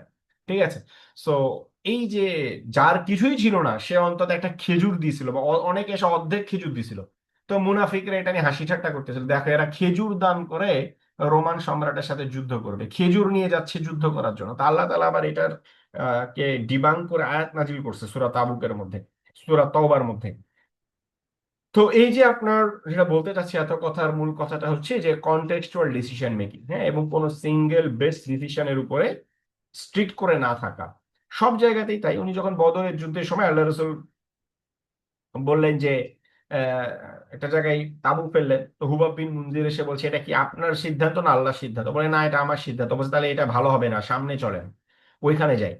হ্যাঁ, সেম জিনিস হয়েছিল আপনার আহ খায়বার অভিযানে, যে এটা কি আপনার সিদ্ধান্ত না? না, এটা ভালো না, আমার এটা নিচু ভূমি, ওরা উপর থেকে তীর মারতেছে, আমাদের গায়ে এসে পড়তেছে। আল্লাহ রসুল আপনি ওই জায়গায় চলেন, ওখানে হলে তাদের, আমরা একটা বাগানের মধ্যে থাকবো, গাছগুলো তীরকে প্রোটেকশন দিবে, আমরা বেঁচে যাব। আল্লাহ রসুল তাবু সরায় নিলেন ওইখান থেকে। এই যে অ্যাডাপ্টেবিলিটি, ফ্লেক্সিবিলিটি এবং কনটেক্সচুয়াল ডিসিশন নিতে পারা, এই জিনিসটা হচ্ছে টিম ম্যানেজমেন্টের খুবই গুরুত্বপূর্ণ একটা টাস্ক। এবং এইটা করতে গিয়ে অনেক সময় আমরা কেন এটাতে ফেল করি বলেন তো? কনটেক্সচুয়াল ডিসিশন মেকিং এ আমরা কেন ফেল করি, নিতে পারি না? অনেক কারণ আছে, জাস্ট একটা কারণ। ইগোর কারণে হতে পারে। Very good, ego. আমরা মনে করি যে সব সময় তো আমি এভাবে করছি, এখন আবার এভাবে করলে মানুষ কি মনে করবে, যে উনি তো আগে এক কথা বলছে এখন আরেক কথা বলছে। অথবা আমাকে কেউ পরামর্শ দিলে আমি নিতে পারি না কেন? কারণ তখন মনে হয় যে আরে আমি লিডার, আমি ও তো কিছুই না, আমার টিমে সবচেয়ে জুনিয়র সদস্য, মাত্র গত মাসে জয়েন করছে, ওর পরামর্শ আমার নিতে হবে, আমি 10 বছর ধরে বিজনেস চালাই। এই যে ইগো গুলোর কারণে কিন্তু আমরা অনেক সময় জাস্ট ইগোর কারণে আমরা আমাদের যে এটাকে বলে প্রিকনসিভ নোশন, মানে আমার আগে থেকেই যে ধ্যান ধারণা চলে আসছে, আমি ধ্যান ধারণা বদলাতে পারি না। ধ্যান ধারণার মধ্যে আমরা স্টিক করে থাকি, না আমি এটাই, আমি যখন এটা বলছি আর আমি একবার বলে দিছি, এখন কথা পাল্টানো যায় নাকি? ওটাই করা লাগবে। মানুষ কি বলবে যে স্যারের কথা ঠিক না, এক একবার এক এক কথা বলে। এই যে আমাদের মধ্যে যে এই মানে স্টিগমা গুলো আছে, এগুলো আমাদেরকে বের হয়ে আসতে হবে এখান থেকে, হ্যাঁ, এবং ইগো জিনিসটাকে ঝেঁটিয়ে বিদায় করতে হবে। ঠিক আছে, যে আমি এটা করলে কি বলবে, বা আগে এটা বলছি, এখন ওইটা বাদ দিয়ে আবার এইটা বললে মানুষ কি মনে করবে। হ্যাঁ, এই জায়গাগুলো থেকে আমাদেরকে বের হয়ে আসতে হবে এবং কনটেক্সট বুঝে আমাদেরকে ফ্লেক্সিবল থাকতে হবে। ঠিক আছে, সো রিজিড হওয়ার তো আসলে দরকার নেই। আমার মূল দরকারটা কি? আমার দরকার হলো আমার উদ্দেশ্যটা যেন আমি অ্যাচিভ করতে পারি না। সো এটার জন্য যদি আমাকে ফ্লেক্সিবল তো হইতে হবে। আরো অনেক উদাহরণ আছে আমাদের সিরাতের মধ্যে যে আল্লাহ রসুল কতটা ফ্লেক্সিবল ছিলেন, ঠিক আছে, ওনার ডিসিশনের ব্যাপারে। কিন্তু এখানে একটা ব্যালেন্সের বিষয় আছে। হ্যাঁ, ফ্লেক্সিবল মানে এই না যে আপনি দিনে 3 বেলা করে সিদ্ধান্ত পাল্টাবেন।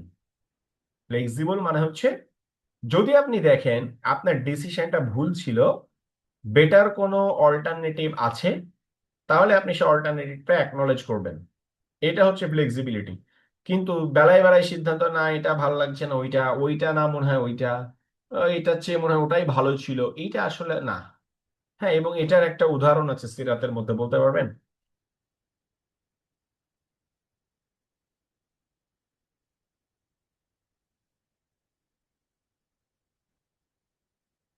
আল্লাহ রসুল ফ্লেক্সিবল ছিলেন, কিন্তু উনি বেলায় বেলায় দোলাচালে থাকতেন না, এইটা না ওইটা, ওইটা না ওইটা, ওটা বুঝি ভালো হবে, এইটা বুঝি ভালো হবে, এইটা ওনার মধ্যে ছিল না।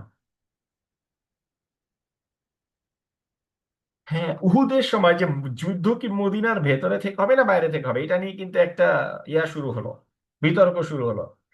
তো শেষ পর্যন্ত জুনিয়র সাহাবীদের জোরাজুরিতে আল্লাহ রসুলের ইচ্ছা যদিও ছিল মদিনার ভেতরে থেকে যুদ্ধ করা, কিন্তু উনি জুনিয়র সাহাবীদের জোরাজুরিতে মেনে নিলেন, ঠিক আছে বাইরে গিয়ে যুদ্ধ হবে।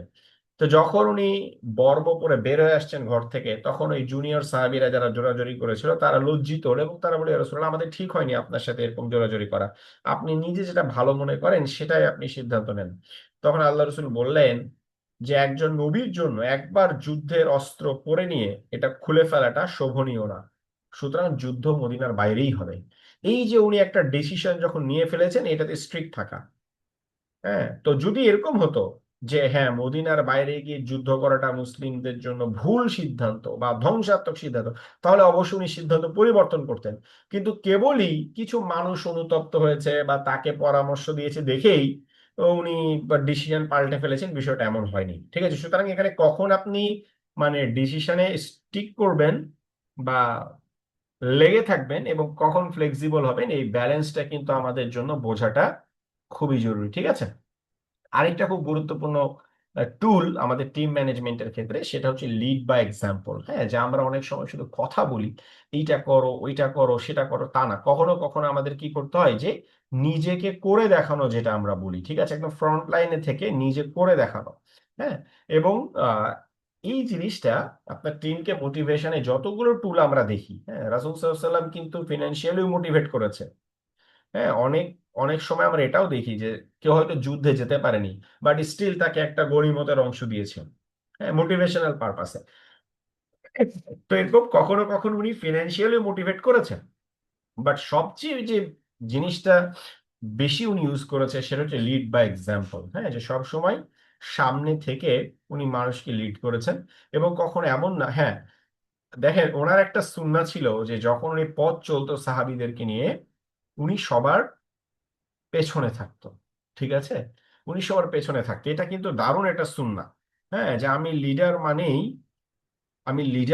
আমি সবার সামনে সামনে হাঁটবো, সবাই আমাদের তো, আমরা তো তাই মনে করি না যে আমার ফলোয়ার আমার পিছনে, মানে রাজনৈতিক নেতাদেরকে দেখে না ভোটের সময় কি করে, সবার আগে আগে আর পেছনে সবাই গাড়ির পেছনে দৌড়াচ্ছে।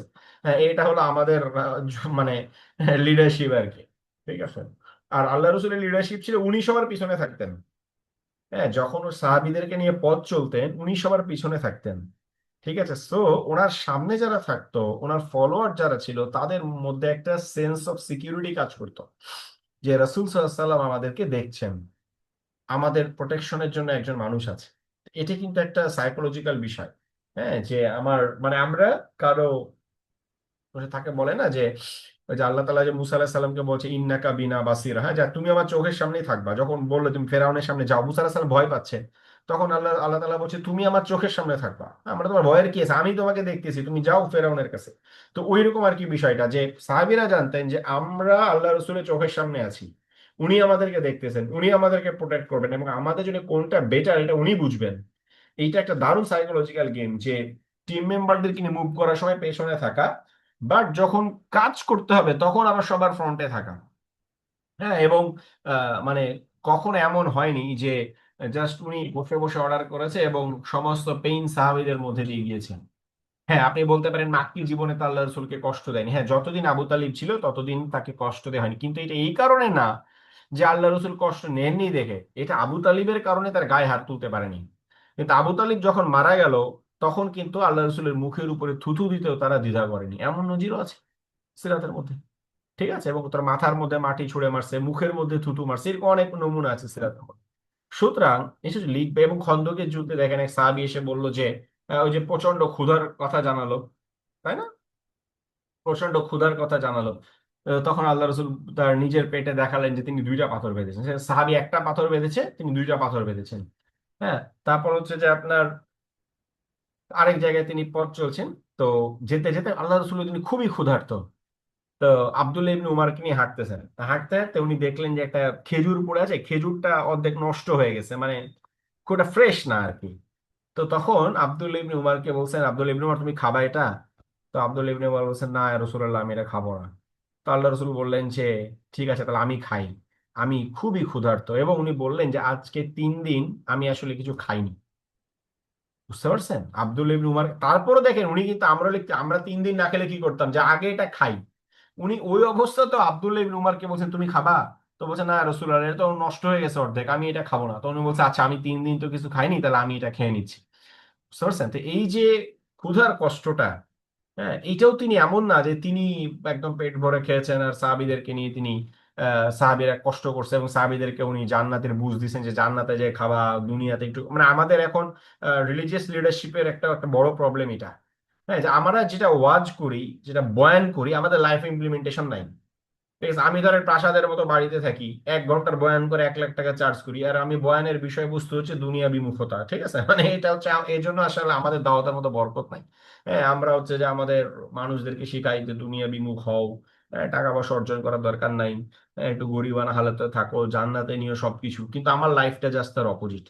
ঠিক আছে, সো আবার ওইটাও ঠিক শিক্ষা না। হ্যাঁ, ইসলাম তো আপনাকে ধনী হতে নিষেধ করে না, বাট মূল যে বিষয়টা ফোকাস করতে চাচ্ছি, কথার সাথে কাজের মিল নাই আমাদের। হ্যাঁ, এবং আনফরচুনেটলি আমাদের যারা রিলিজিয়াস কথাবার্তা বলে তাদের মধ্যে একটা বড় অংশের মধ্যে এই সমস্যাটা, হ্যাঁ, যে আমাদের কথার সাথে কাজের মিল নাই। So আমরা মানুষকে বলি একটা, কিন্তু আমাদের লাইফে এটা নাই। ঠিক আছে, তো এই এই জায়গাটাই আল্লাহ রসুল ডিফারেন্ট ছিলেন। এবং দেখেন উনি কিন্তু কখনো, যখন ওনার কাছে একটু ভালো কিছু খাওয়ার, ভালো থাকার সুযোগ আসছে, উনি এটা একা থাকেন নাই। আপনারা সেই ঘটনা জানেন, খন্দক যুদ্ধের সময় জাবির রাদিয়াল্লাহু আনহু ওনার আল্লাহ রসুলকে এসে বলছে, ওনার ওনার খুব কষ্ট লাগছে, আল্লাহ রসুল এত ক্ষুধার্ত, সবাই ক্ষুধার্ত, কিন্তু ওনার আল্লাহ রসুল জন্য বেশি খারাপ লাগছে। তো ওনার স্ত্রীকে বলছে এক কাজ করো, একটা ছোট্ট বকরি ছিল, বলছে বকরিটা জবাই করতেছি, এটা মাংস রান্না করো, আর একটু আটা রুটি করো, আমি আল্লাহ রসুলকে নিয়ে আসি। হ্যাঁ, যে রুটি দিয়ে একটু গোস্ত খাবে, এটা ভালো খাবার না, রুটি দিয়ে গোস্ত তো সাহাবীদের কাছে মানে এখনকার বাফেটের মতো, তারা যে অভাব অনটনে থাকতেন। তো বলে আমি আল্লাহ রসুলকে নিয়ে আসি, তুমি এই গোশত রান্না করো আর রুটি করো, আমি নিয়ে আসি। তো আসার পর আল্লাহ রসুলকে বলছি, রসুল আজকে আপনার দাওয়াত আমাদের বাসায়। তো আল্লাহ রসুল বলছি ঠিক আছে। এরপর খন্দক খনন করছিলেন, প্রায় অলমোস্ট 1,000-এর উপরে সাহাবী, 1200-র মতো সাহাবী। তো উনি বললেন যে এই শোনো, তোমাদের সবার দাওয়াত আজকে জাবিরের বাসায়। ঠিক আছে, তো জাবিররা তো ভয় পেয়ে গেছে, বলে কি আমার একটা ছোট বকরি, হ্যাঁ, মানে 3-4 জন খেলেই শেষ, আবার রুটিও বা কত, এতটুকু আটা তো 1,000 মানুষ কিভাবে খাবে। উনি ভয় পেয়ে গেছে প্রচন্ড, এবং উনি ভাবতেছে যে আল্লাহ রসুলকে বলে আবার কি বিপদে পড়লাম। ঠিক আছে, যে আমি ভাবছি আল্লাহ রসুল একা একা যাবে, খেয়ে চলে আসবে, তো উনি আবার কি এত মানুষ নিয়ে, কিন্তু আবার কিছু বলতেও পারতেছে না। কিন্তু আল্লাহ রসুল তো জানতেন যে উনি তো বুঝছে যে আসলে এটা কিভাবে মানে কাজ করবে জিনিসটা। তো উনি 1,000 মানুষ নিয়ে গিয়েছে জাবিরের বাসায়। তো উনি প্রথমে গিয়ে বললেন যে এই পাতিলটা আমাকে দাও, হ্যাঁ, যেখানে গোস্ত রান্না করছো গোস্তটা আমি আমার হাতে ডিস্ট্রিবিউট করব, আর রুটির যেই পাত্রের মধ্যে আছে এটা ঢাকনা দিয়ে ঢেকে দাও, এটা খুলে রাখিও না। সো রুটি আর গোস্ত আমি ডিস্ট্রিবিউট করব, শর্ত হচ্ছে তুমি কাউন্ট করতে পারবে না যে কয়টা রুটি আছে, কারণ আল্লাহ রসুল জানে রুটি আর কয়টা করবে, হয়তো 10-12টা রুটি করছে, বা হয়তো ধরেন 20টাই করছে রুটি, উনার স্ত্রী সন্তান খাবে আর আল্লাহ রসুলকে খাওয়াবে। তো মানুষ তো 1000, হ্যাঁ না, তো 1000 মানুষ তো 20টা রুটি হবে না। তো আল্লাহ রসুল বলছে যে আমি ডিস্ট্রিবিউট করবো আর তুমি ঢেকে রাখো, আর মানে কাউন্ট করিও না যে কয়টা চলে গেল, জাস্ট চুপচাপ বসে থাকো তুমি। তো আল্লাহ রসুল কি করলেন, ওই মাংস তুলে দিচ্ছেন আর রুটি তুলে দিচ্ছেন, কিন্তু কেউ গণনা করতেছে না কয়টা রুটি থাকলো। এভাবে 1000 সাহাবী খাওয়ার পরও দেখা গেল ওই একই পরিমাণে রুটি এবং গোস্ত হাঁড়িতে ধরে আছে। দেখেন এখানেও কিন্তু এটা আল্লাহ রসুলের একটা মুজিজা, আল্লাহ সুবহানাহু ওয়া তাআলা দেখালেন, এবং এই কঠিন পরিশ্রমের মধ্যে ক্ষুধার মধ্যে সাহাবীদেরকে আল্লাহ আল্লাহ সুবহানাহু ওয়া তাআলা একটু প্রশান্তি দিলেন, ঠিক আছে। বাট এই জায়গাতেও কিন্তু উনি একা আসেন নাই যে সবাই এত আমার এত ক্ষুধা লাগছে যাই জাবিরের বাসা থেকে দাওয়াতটা খেয়ে আসি। উনি 1000 মানুষ নিয়ে গিয়েছে জাবিরের বাসায়, ঠিক আছে। তো এই যে এইটা হচ্ছে লিড বাই এক্সাম্পল, হ্যাঁ, যে প্রত্যেকটা জায়গায় নিজের সামনে থেকে প্রুফ করা, নিজে সামনে থেকে দেখানো হোয়াট লিডারশিপ ইজ। উহুদের যুদ্ধে যখন গুজব ছড়িয়ে গেল কুতিলা মোহাম্মদ, মোহাম্মদ মারা গেছে, তখন সাহাবীরা অনেক অস্ত্র রেখে দিলেন, আল্লাহ রসুল মারা গেছে আমরা যুদ্ধ করে কি করবো। তো আল্লাহ রসুল তো তখন পাহাড়ের একটা গুহার মধ্যে বসে উনি দেখতেছে, তো উনি ওনার সামনে দুইটা অপশন, আইদার উনি বলতে পারতো যে চুপ থাকতে পারতো, তো সাহাবীরা মুশরিকরা চলে যেত বিজয়ের আনন্দ নিয়ে, তখন উনি নিরাপদে মদিনায় যেতে পারতো, অথবা উনি জীবনে ঝুঁকি নিয়ে বের হয়ে আসতে পারতো এবং অ্যানাউন্স করতে পারতো আমি মরি নাই, তোমরা আমার চারপাশে আসো। উনি সেকেন্ডটাই বেছে নিয়েছেন, জীবনের ঝুঁকি নিয়ে গুহা থেকে বের হয়ে আসছেন এবং উনি বলছেন যে আমি তো বেঁচে আছি, তোমরা কেন যুদ্ধ করতে চলে যাচ্ছ। ওনার ভয়েস শুনে আবার মুশরিকরা বুঝতে পারছে আরে আল্লাহ রসুল মরে নাই। কিন্তু আল্লাহ রসুল তখন একা, ওনার চারপাশে মাত্র 9 জন সাহাবী ছিলেন, 7 জন আনসার 2 জন মুহাজির। তো মুশরিকরা দেখলো এটাই সুযোগ আল্লাহ রসুলকে মারার, মাত্র 9 জন মানুষ ওনার সাথে। সো 200 মুশরিক একসাথে ঝাঁপায় পড়লো আল্লাহ রসুলের উপরে, মাত্র 9 জন মানুষ, এই 9 জনের মধ্যে 7 জন ইনস্ট্যান্ট শহীদ হয়ে গেলেন। তো এই যে 9 জন মানুষ যখন ডিফেন্ড করছিলেন, বাই দিস টাইম আরো বাকিরা ফিরে আসলেন, কিন্তু দেখেন উনি কিন্তু চুপ করে থাকে নাই, নিজের দিকে তাকায়, উনি জীবনে ঝুঁকি নিয়ে, এবং ওই যে আব্দুল্লাহ ইবনে কামিয়া ওনার গালের উপরে তরবারি মারলো, ওনার বর্মের কড়া ঢুকে গেল গালের মধ্যে, ওনার দাঁত ভেঙে গেল গর্তের মধ্যে পড়ে, এই যে শাহাদাতের এত কাছাকাছি চলে গেলেন। তো উনি তো গুহার মধ্যে বসে থেকে চুপচাপ দেখতে পারতেন, তাই না, কিন্তু উনি চান নাই। এই যে লিড বাই এক্সাম্পল। আবার দেখেন হুনাইনের যুদ্ধে আকস্মিক তীর বর্ষণে সব পালায় যাচ্ছে চারদিকে, তাই না, সাহাবীরা দিক বিদিক, মানে যুদ্ধের প্রস্তুতির আগেই যেন সব পালাতে শুরু করছে। তখন আল্লাহ রসুল দেখলেন আরে এভাবে পালায় গেলে তো শুরুতেই মুসলিমরা পরাজিত হবে। উনি কি করছেন, যখন বৃষ্টির মতো তীর আসছে, তো উনি ওনার খচ্চরের পিছিয়ে করে উনি খচ্চর হাঁকাচ্ছে সামনের দিকে। ওনার চাচাতো ভাই আবু সুফিয়ান বিন হারিস, উনি বলতেছে এটা ওই আবু সুফিয়ান না, কিন্তু আবু সুফিয়ান বিন হারব না, মুশরিকদের সুফিয়ান না, এটা হলো আবু সুফিয়ান বিন হারিস, আল্লাহ রসুলের চাচাতো ভাই।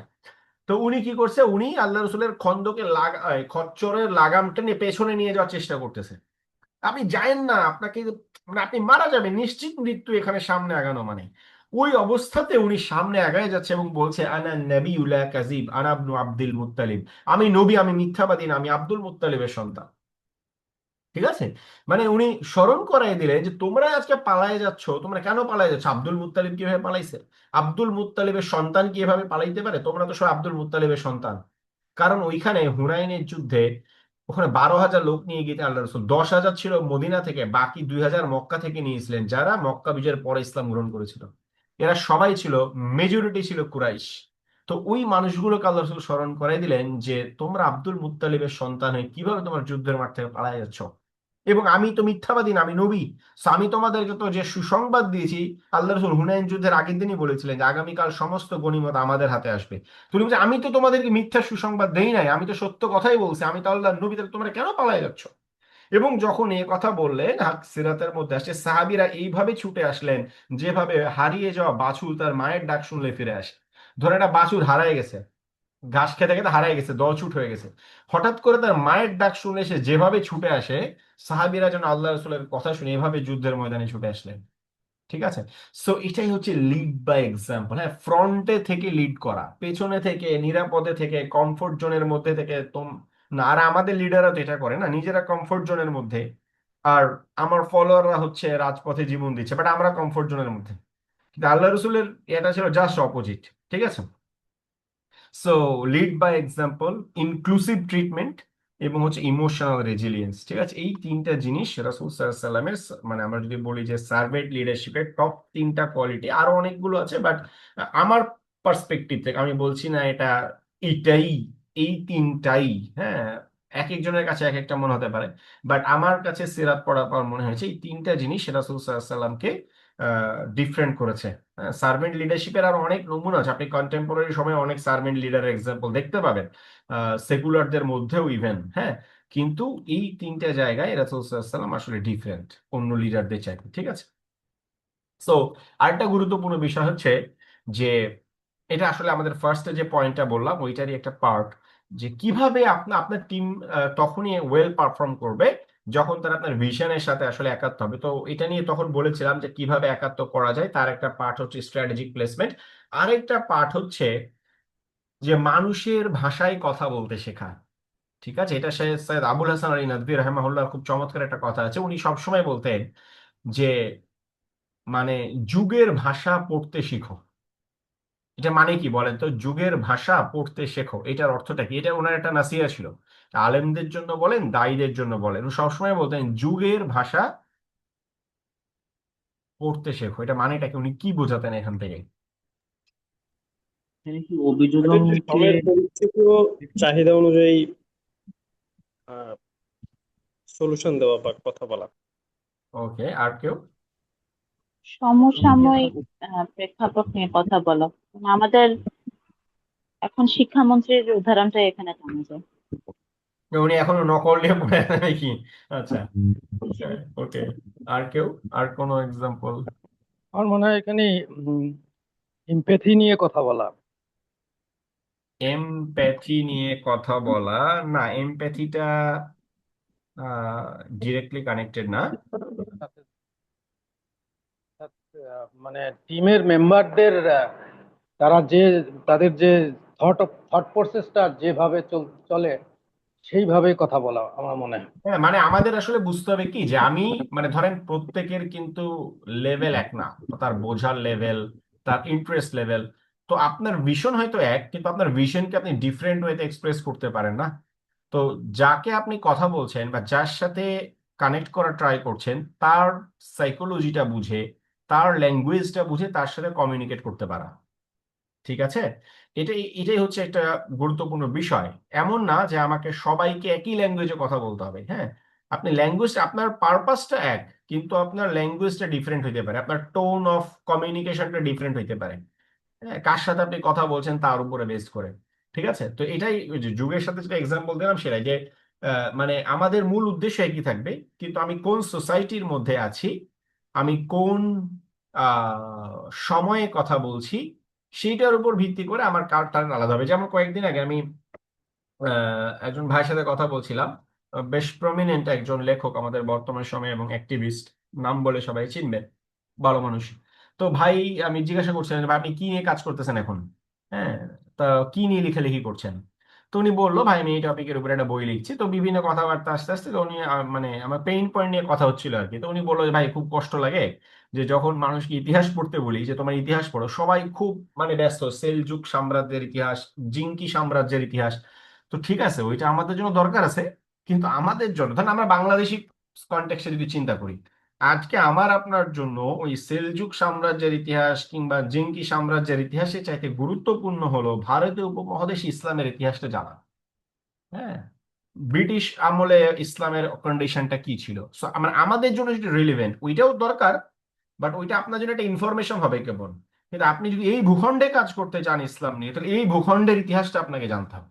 এই ভূখণ্ডে কিভাবে যুগে যুগে কি কি চ্যালেঞ্জ ছিল, সেই ভূখণ্ডে গত 200 বছরে আপনার কি চ্যালেঞ্জ ছিল, এটা জানলে আপনি আগামী 100 বছরের চ্যালেঞ্জগুলো প্রেডিক্ট করতে পারবেন। তা না করে আপনি সারাদিন পড়ে আছেন ধরেন মামলুক সাম্রাজ্য নিয়ে, জিঙ্কি সাম্রাজ্য নিয়ে, হ্যাঁ ওইসব নিয়ে। না, আসিফ আদনান ভাই না, ঠিক আছে, আসিফ আদনান ভাই না। তো সেটা তো আমাদের জন্য কাজ করবে না, বুঝতে পারছেন? তো তো এইটা হচ্ছে যে যুগের ল্যাঙ্গুয়েজটা পড়তে শেখা। আমার উদ্দেশ্য একটাই, ইসলামের জন্য কাজ করা, আমার ফ্রেমওয়ার্কটা ঠিক করা কাজের, বাট আমাকে বুঝতে হবে যে আমার জন্য যে বাংলাদেশি মুসলিম আমার জন্য কোনটা দরকার। কিন্তু দেখেন, আপনি যদি আজকে আমেরিকায় থাকতেন, আপনার জন্য এই ভারত উপমহাদেশে ইসলামের ইতিহাসটা রিলেভেন্ট হতো না। ঠিক আছে, আপনার জন্য তখন হয়তো ইউরোপে বা ওই জায়গায় ইসলামটা কিভাবে গেল গত 200 বছরে, ইউরোপ এবং নর্থ আমেরিকায় বা সাউথ আমেরিকায় কি চ্যালেঞ্জ গুলো ছিল, ওইটা স্টাডি করা আপনার জন্য তখন বেশি রিলেভেন্ট। এবং ওইটা স্টাডি করলেই তখন আপনার ভিশনের সাথে আপনার টিম মেম্বারদের আপনি কমিউনিকেট করতে পারবেন না। সো ওইটাই আর কি অ্যাকচুয়ালি, হ্যাঁ, যে আসলে মানে কনটেক্সচুয়াল হওয়া এবং মানে আপনার টার্গেট অডিয়েন্সকে রিড করে তাদের সাথে কমিউনিকেট করা। যখন রাসূল সাল্লাল্লাহু আলাইহি ওয়াসাল্লাম কুরাইশদেরকে দাওয়াত দিতেন, তো একটা পর্যায়ে কুরাইশরা এখন আবু তালিবের বাসায় আসছে, আবু তালিবের বাসায় এসে চতুর্থবার, উনি 4বার দাওয়াত দিয়েছিলেন, মানে 4বার কুরাইশরা আসছিল আবু তালিবের বাসায় নেগোশিয়েট করার জন্য। তো চতুর্থবার যখন দেখলেন যে কোনোভাবেই কিছু হচ্ছে না, চতুর্থবার আসার পরে বললেন, আচ্ছা বল, তুমি যে এত কথা বলতেছো, তোমার এটা মানলে আমরা কি পাবো বলো, তোমার এই ইসলাম মানলে আমরা কি পাবো? তো তিনি বললেন, আল্লাহ রসুল বললেন যে একটা খালি কথা বললেন, আরব এবং অনারবের রাজত্ব। আরব এবং অনারব, তো কুরাইশ আছে পাগল নাকি, আমরা কোথাকার কোন মরুভূমির বেদুইন, রোমান, পারস্য, এইগুলা নাকি আমাদের রাজত্ব, এটা সম্ভব? তারা হাততালি দিয়ে দিয়ে দিতে চলে গেল ঘর থেকে বের হয়ে। মানে ফানি কথা বলছো একটা, হ্যাঁ খুব ভালো হয়েছে, মজা পাইলাম, এই টাইপের একটা মানে এক্সপ্রেশন আর কি। হ্যাঁ, কি বলে, পাগল নাকি এগুলা। কিন্তু দেখেন, যখন আকাবার শপথের সময় আনসারেরা আসলো, তো অনেক কথা, 6টা দফার উপরে তারা একমত হলেন, তারপর বললেন যে সবই মানলাম, কিন্তু আপনাকে যদি আমরা নিয়ে যাই এবং এইগুলো যদি আমরা পালন করি, তাহলে আমরা কি পাবো? তা আল্লাহ রসুল তাদেরকে শুধু একটা কথা বলেন, জান্নাত, জান্নাত। তো তিনি তাদেরকে বলেন আরব অনারবের রাজত্ব। আলটিমেটলি আরব অনারবের রাজত্ব মুসলিমদের আসছিল, মুসলিমরা আরব অনারবের রাজত্ব পেয়েছিল, কিন্তু কুরাইশদেরকে উনি বলেছেন আরব অনারবের রাজত্ব, তা আনসারদেরকে গিয়ে উনি বলেছেন জান্নাত। কারণ কুরাইশরা তখন মুসলিম ছিল না, তারা আরব অনারবের রাজত্বটাই ছিল তাদের মেইন কনসার্ন।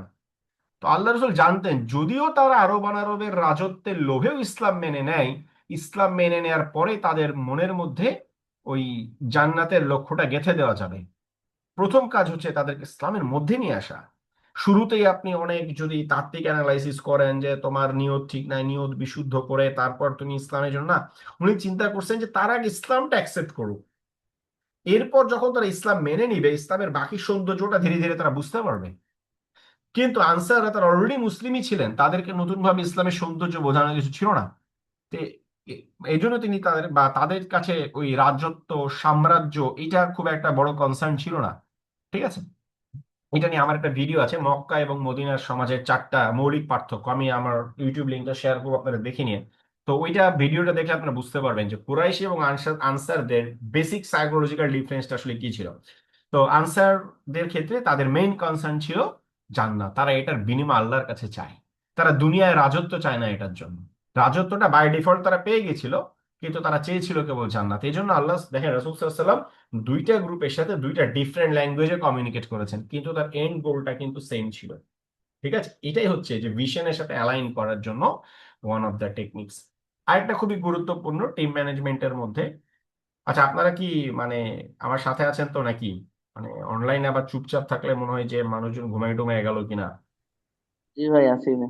ওকে, মানে আমি একটু স্কিপ করছি, আমার 11টা থেকে আবার আরেকটা ক্লাস আছে। ঠিক আছে, সো আমার প্ল্যান ছিল যে 10:30টার মধ্যে হয়তো র্যাপ আপ করবো। তো আসলে থাকে না যে কথা বলতে বলতে চলে আসে, মানে শুধু যদি স্লাইডই কভার করে যায় তাহলে একটু মেকানিক্যাল হয়ে যায় আলোচনাটা, যে একটু রোবোটিক স্লাইডে জিনিসগুলো, বাট প্রাসঙ্গিক অনেক আলোচনা চলে আসে। হ্যাঁ, বাট আসলে আমার টাইম লাইন হচ্ছে 11টা পর্যন্ত, 11টায় আমার একটা ক্লাস শুরু করতে হবে, এজন্য একটু ফাস্ট যাচ্ছি।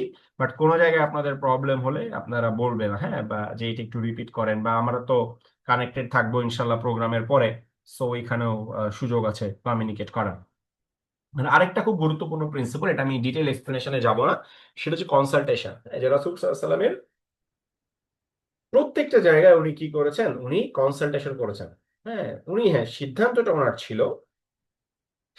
ওনার ছিল, কিন্তু উনি প্রত্যেকটা জায়গায় সাহাবায়ে কেরামকে নিয়ে পরামর্শ করেছেন, এবং পরামর্শ ছাড়া, স্পেশালি মেজর ডিসিশন গুলোতে উনি কখনোই পরামর্শ ছাড়া ছাড়া কাজ করেন না। এটাকে কন্টেম্পোরারি ম্যানেজমেন্ট বলে, পার্টিসিপেটিভ ম্যানেজমেন্ট। হ্যাঁ, যে প্রত্যেকেরই একটা সে থাকতো, ঠিক আছে। এবং আপনারা যদি এই ওনার কনসালটেশন মিটিং গুলো দেখেন, তাহলে দেখবেন যে এই 5টা প্রিন্সিপল উনি মেনটেন করতেন।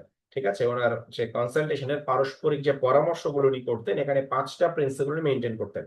So, আমি একটা ভিডিও লিংক আপনাদেরকে দিয়ে দিব, ওই ভিডিওতে আমি ডিটেল এক্সপ্লেন করেছি যে কোন 5টা প্রিন্সিপল আল্লাহ রসুল মেনটেন করতেন পারস্পরিক কনসালটেশনে, সিরাত থেকে উদাহরণ সহ। ঠিক আছে, সো ওইটা আমি ওইখানে আপনারা ডিটেলটা পেয়ে যাবেন।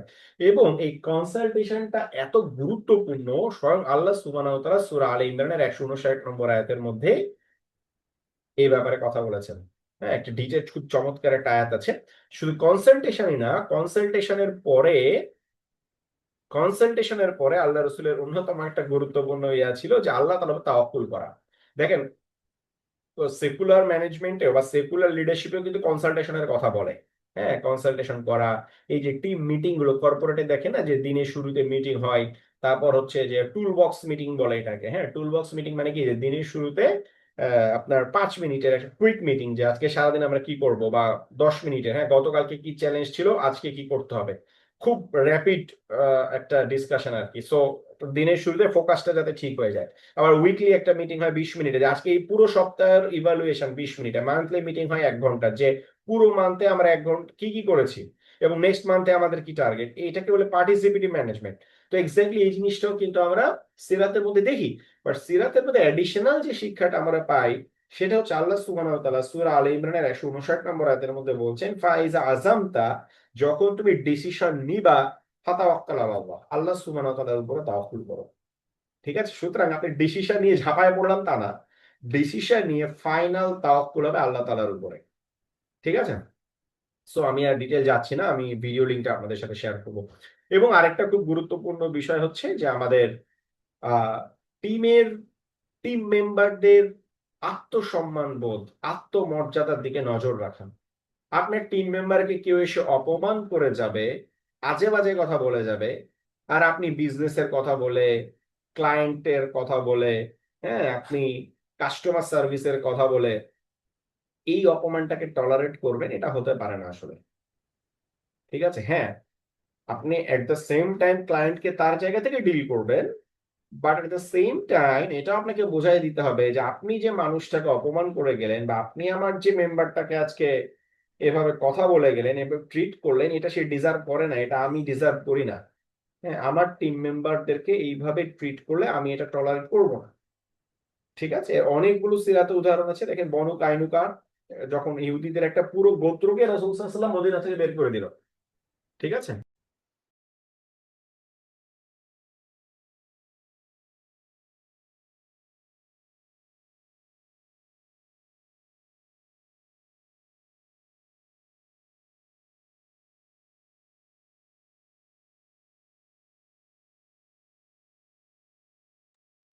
আচ্ছা, তো দেখেন পুরো ইহুদিদের একটা গোত্রকে রাসূল সাল্লাল্লাহু আলাইহি ওয়াসাল্লাম মদিনা থেকে বের করে দিয়েছেন শুধুমাত্র একজন নারীর সম্মানহানি করা। উনি বলতে পারতেন লাস্ট ওয়ার্নিং দিলাম, এরপর যদি করো না। এবং বের করেছেন কি, উনি 15 দিন উনি যুদ্ধের প্রস্তুতি নিয়ে গেছেন, পুরোপুরি যুদ্ধের প্রস্তুতি নিয়ে 15 দিন পর্যন্ত তাদেরকে অবরোধ করেছেন যে বের হয়ে আসো, যুদ্ধ হবে। 15 দিন পর এই আল্লাহ রসুল এই আব্দুল্লাহ ইবনে উবাইয়ের জোরাজোরিতে সিদ্ধান্ত নিলেন, ঠিক আছে যুদ্ধ তো করছি না, বাট চিরদিনের জন্য মদিনা থেকে বের হয়ে যাও। তারা আর কোনো দিন মদিনাতে ফিরতে পারেনি এবং কিয়ামত পর্যন্ত আর পারবে না, তারা মদিনায় ফিরে যেতে। ঠিক আছে, এই সেম কেস হয়েছিল আপনার বনু নাজিরকে যে আহ নির্বাসনে পাঠানো হলো, একই কাহিনী, আল্লাহ রসুল হত্যা করতে আসছিল। ঠিক আছে, আবু সুফিয়ান যখন হুদায়বিয়ার সন্ধি লঙ্ঘন করলো এবং বনু বকরের মানুষদেরকে নির্মমভাবে হত্যা করলো, কুরাইশরা বনু খুজার মানুষগুলোকে নির্মমভাবে হত্যা করলো, আবু সুফিয়ান দাঁড়ে দাঁড়ে ঘুরে বেড়াচ্ছে। হ্যাঁ, আর প্রথমে এসে আবু বকরের কাছে গেছে, আবু বকর আমরা তো সন্ধি লঙ্ঘন করছি, আল্লাহ রসুলকে বলো মাফ করতে। আবু বকর বলছে আমি কিছু বলতে পারবো না। আবু বকর বলছে আমার কাছে যদি একটা লাঠি ছাড়া আর কিছু না থাকবে, লাঠি দিয়ে আমি তোমার সাথে যুদ্ধ করবো, তুমি যাও আমার সামনে থেকে। পর উমারের কাছে গেছে, উমার কিছু বলো। উমার বলছে আমি কিছু বলতে পারবো না, তুমি চলে যাও এখান থেকে। লাস্টে আলীর কাছে গেছে, আলী তুমি কিছু একটু আল্লাহ রসুলকে বলো যে আমাদের ভুল হয়ে গেছে, যেন আবার চুক্তিটা রিনিউ করে ফেলে। আলী রাদিয়াল্লাহু আনহু বলছে আমি কিছু বলতে পারবো না। তো উনি আলীর ঘরের মধ্যে দেখে যে হাসান হোসেন ঘুরে বেড়াচ্ছে। তা উনি ফাতিমা রাদিয়াল্লাহু আনহাকে বলছে, ফাতিমা তুমি এই হাসানকে বলো, চিন্তা করছেন? মানে আবু সুফিয়ান মক্কার টপ লিডারশিপ, সে নিরাপত্তার জন্য ঘুরে বেড়াচ্ছে হাসানের মতো একটা 4 বছরের বাচ্চার কাছে। ফাতিমাকে বলছে, ফাতিমা তুমি হাসানকে বলো, তার নানাকে গিয়ে অনুরোধ করতে, হয়তো হাসানকে তো খুব ভালোবাসে, হাসানের কথা হয়তো আমাকে নিরাপত্তা দিবে, আবার চুক্তিটা রিনিউ করবে। ফাতিমা বলছে হাসান তো কথাই বলতে পারে না, ছোট বাচ্চা, ওর কথা আল্লাহ রাসূল কি শুনবে, আপনার জন্য আমি কিছু করতে পারবো না। তখন আবু সুফিয়ান এই ভগ্ন মনে আবার মক্কায় ফিরে গেল। দেখেন, মক্কার টপ লিডার, যে পুরো মক্কার প্রতিনিধি হয়ে আসছে, 4 বছরের একটা বাচ্চার পায়ের কাছে এসে বলতেছে যে আপনি তাকে দিয়ে বলান আমাকে চুক্তিটা রিনিউ করান। এই যে জিরো টলারেন্স রাসূল সাল্লাল্লাহু আলাইহি সাল্লামের, উনি বলতে পারতেন না যে এত বড়, আচ্ছা এত বড় নেতা আসছে, ঠিক আছে একটা ভুল করছে, সামনের দিকে তাকায় আস, এবার মাফ করে দিই, নতুন ভাবে রিনিউ করি। আর আল্লাহ রসুল কথাই বললেন আবু সুফিয়ানের সাথে। আবু সুফিয়ান মসজিদে নববীতে যে বসেছিল, যদি আল্লাহর কথা বলবে, তাকেও দেখেন আবু সুফিয়ান, তুমি চুক্তি লঙ্ঘন করছো, তুমি আমার মিত্র যারা ছিল বনু খুজাকে মারছো, যুদ্ধ হবেই হবে। এবং এইটার কনসিকুয়েন্স হিসেবেই কিন্তু মক্কা বিজয় হয় শেষ পর্যন্ত। বুঝতে পারছেন মানে কনসিকুয়েন্সটা কত বড় ছিল? চুক্তি লঙ্ঘন করছে, কিন্তু আল্লাহ রসুল এইটার কনসিকুয়েন্সের কারণে মক্কা অভিযান করলো। এই যে টিম মেম্বারদের সম্মানকে নিজের সম্মান মনে করা, টিম মেম্বারদের মর্যাদাকে নিজের মর্যাদা মনে করা, এটা যদি আপনি করতে পারেন, আপনার টিম মেম্বার জীবন উজাড় করে দেবে আপনার জন্য। কারণ দিন শেষে টাকার চাইতো মানুষ সম্মানটা বেশি চায়। ঠিক আছে, আপনার টিম মেম্বার যদি দেখে যে আমাকে মানুষ অপমান করে যায় আর আমার বস খিলখিল করে হাসে, সে কেন আপনার জন্য কাজ করবে? ঠিক আছে, কেন আপনার জন্য কাজ করবে? ওকে, সো এটা আমরা পার্ট অফ আলোচনা আগে চলে আসছে। So, আমরা একটু যদি সামারি করি আমাদের আলোচনাটা, সেটা হচ্ছে যে আহ, যে বিষয়গুলো নিয়ে আমরা আজকে কথা বলেছি সিরাত থেকে, সেটা হচ্ছে আমরা একটু ফার্স্ট থেকে স্লাইড গুলো রিভিউ করে যাই। একটা হচ্ছে যে আমাদের ফার্স্ট যে কথাটা বলেছিলাম টিমকে ধরে রাখার জন্য, সেটা হচ্ছে টিমের মন জয় করা, তারা যেন বাই হার্ট আপনার সাথে কানেক্টেড থাকে। সেইটার জন্য কয়েকটা বিষয় বলেছিলাম। একটা হচ্ছে আমি লাস্টের দিকে গিয়ে যেটা বললাম যে তাদের ল্যাঙ্গুয়েজে কথা বলতে পারা, সো দ্যাট তারা আপনার ভিশনকে তারা কানেক্ট করতে পারে নিজেদের সাথে। তারা যেন মনে করে আর আমিও এটা চাই, উনিও তো এটা চায়। ঠিক আছে, কমিউনিকেশন গ্যাপ না হয়, তারা যাতে আপনার সাথে কানেক্ট করতে পারে, তাদের ল্যাঙ্গুয়েজে কথা বলতে পারা। এবং স্ট্র্যাটেজিক প্লেসমেন্ট, হ্যাঁ, যে আপনি কাকে কোন জায়গায় দিচ্ছেন, ওই ওই ওই দায়িত্বটা বুঝে দেওয়া এবং প্রপার মানুষকে প্রপার জায়গায় বসানো। ঠিক আছে, দেন আরেকটা হচ্ছে কন্টেক্সচুয়াল ডিসিশন নিতে পারা, যে সিঙ্গেল বেস সলিউশন না ভেবে ফ্লেক্সিবল হওয়া, অ্যাডাপ্টেবল এবং ফ্লেক্সিবল হওয়া, এবং কন্টেক্সটের উপর বেস করে আপনার ডিসিশন চেঞ্জ করা, হ্যাঁ, এবং ডিসিশন নিতে পারা। ঠিক আছে, তাহলে আপনার টিম মেম্বাররা কি করবে, আপনাকে ইজিলি হেল্প করতে পারে। সব জায়গায় যদি আপনি একই মেথড খাটান, তাহলে দেখবেন যে টিম মেম্বারদের সাথে আপনার একটা কনফ্লিক্ট তৈরি হচ্ছে ওই জায়গায়। ঠিক আছে, এবং আরেকটা বলেছিলাম সার্ভেন্ট লিডারশিপ। সার্ভেন্ট লিডারশিপের মধ্যে 3টা কাজ: লিড বাই এক্সাম্পল, ফ্রন্টে থেকে কাজ করা, ফ্রন্টে থেকে পার্টিসিপেট করা, ইনক্লুসিভ ট্রিটমেন্ট, হ্যাঁ, যে প্রত্যেককে নিয়ে কাজ করা। একটা হচ্ছে ফ্রন্টে থেকে কাজ করা, আর একটা হচ্ছে প্রত্যেককে নিয়ে কাজ করা, প্রত্যেকের ত্যাগকে মূল্যায়ন করা, প্রত্যেককে ইভালুয়েট করা। ঠিক আছে, এবং ইমোশনাল রেজিলিয়েন্স। ঠিক আছে, যে কঠিন চাপের মধ্যেও বা কঠিন আপনার প্রেশারের মধ্যে থেকেও কিভাবে সাইকোলজিক্যালি এবং ইমোশনালি রেজিলিয়েন্ট থাকা। ঠিক আছে, এবং সুরা নিয়ে কথা বলেছি, কনসালটেশন, এটা আমি আপনাদের একটা ভিডিও প্রোভাইড করব, সো ক্লাসের মধ্যে ডিটেল বলছি না। এবং লাস্ট যেটা বললাম সেটা হচ্ছে টিমের মেম্বারদের সেলফ ডিগনিটি বা তাদের আত্মমর্যাদা, তাদের আত্মসম্মানের দিকে, এই ব্যাপারে জিরো টলারেন্স। হ্যাঁ, এইটা আপনি কোনোভাবেই কম্প্রোমাইজ করতে পারবেন না তাদের সাথে। ঠিক আছে, সো যদি আমরা এই বিষয়গুলো মোটা দাগে মাথায় রাখতে পারি, আশা করা যায় আশা করা যায় আমাদের টিমটা একটা ভালো টিম হিসেবে পারফর্ম করবে। ঠিক আছে, তো এটার সাথে আমাদের আলোচনাটা এখানে শেষ করছি, বাট আমি যাওয়ার আগে, হ্যাঁ, আমি লিঙ্কগুলো দিয়ে দিব, আপনারা অনেকেই চ্যাট বক্সে লিখছেন, একটু জাস্ট হ্যান্ড রেজ করতে বলতেছি আপনাদেরকে। হ্যান্ড রেজ মিনস জুমে হ্যান্ড রেজ করবেন যে আজকে ফার্স্ট আমাদের সাথে জয়েন করলেন কারা কারা, আজকে ফার্স্ট আমাদের সাথে জয়েন করলেন। তো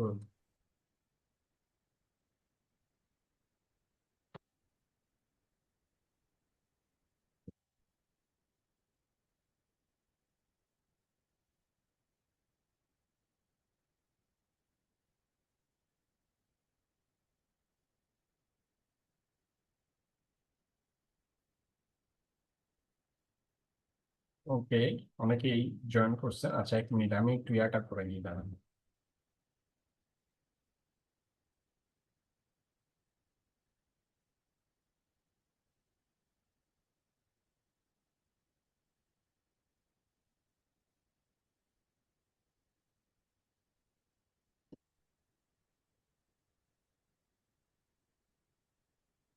দাঁড়ান, আমি আপনাদেরকে লিঙ্কটা দিয়ে দিচ্ছি, হ্যাঁ।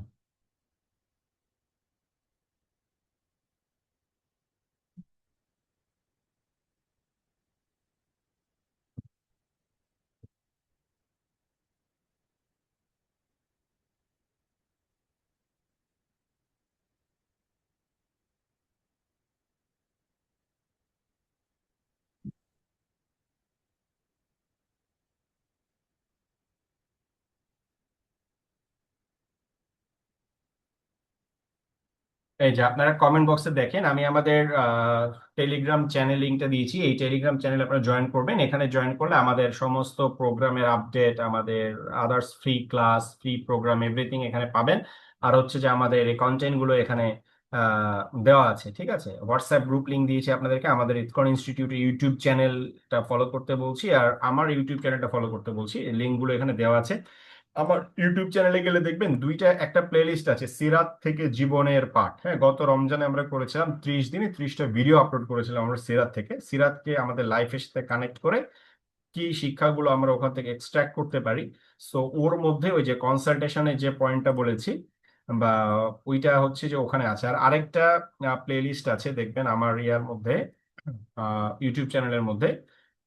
সেটা হচ্ছে প্রফিটিক লিডারশিপ অ্যান্ড ম্যানেজমেন্ট নামে। হ্যাঁ, সো এই দুইটা আমি এটা একটু লিঙ্কটা আপনার সাথে শেয়ার করে দিই। আমি দুইটার প্লেলিস্টের লিঙ্কটাও আপনাদের সাথে এখানে আলাদাভাবে আমি দিয়ে দিচ্ছি। সো আপনাদের জন্য ইজি হয় এটা খুঁজে পেতে আর কি। হ্যাঁ, কেউ যদি দাওয়াতের কাজ করতে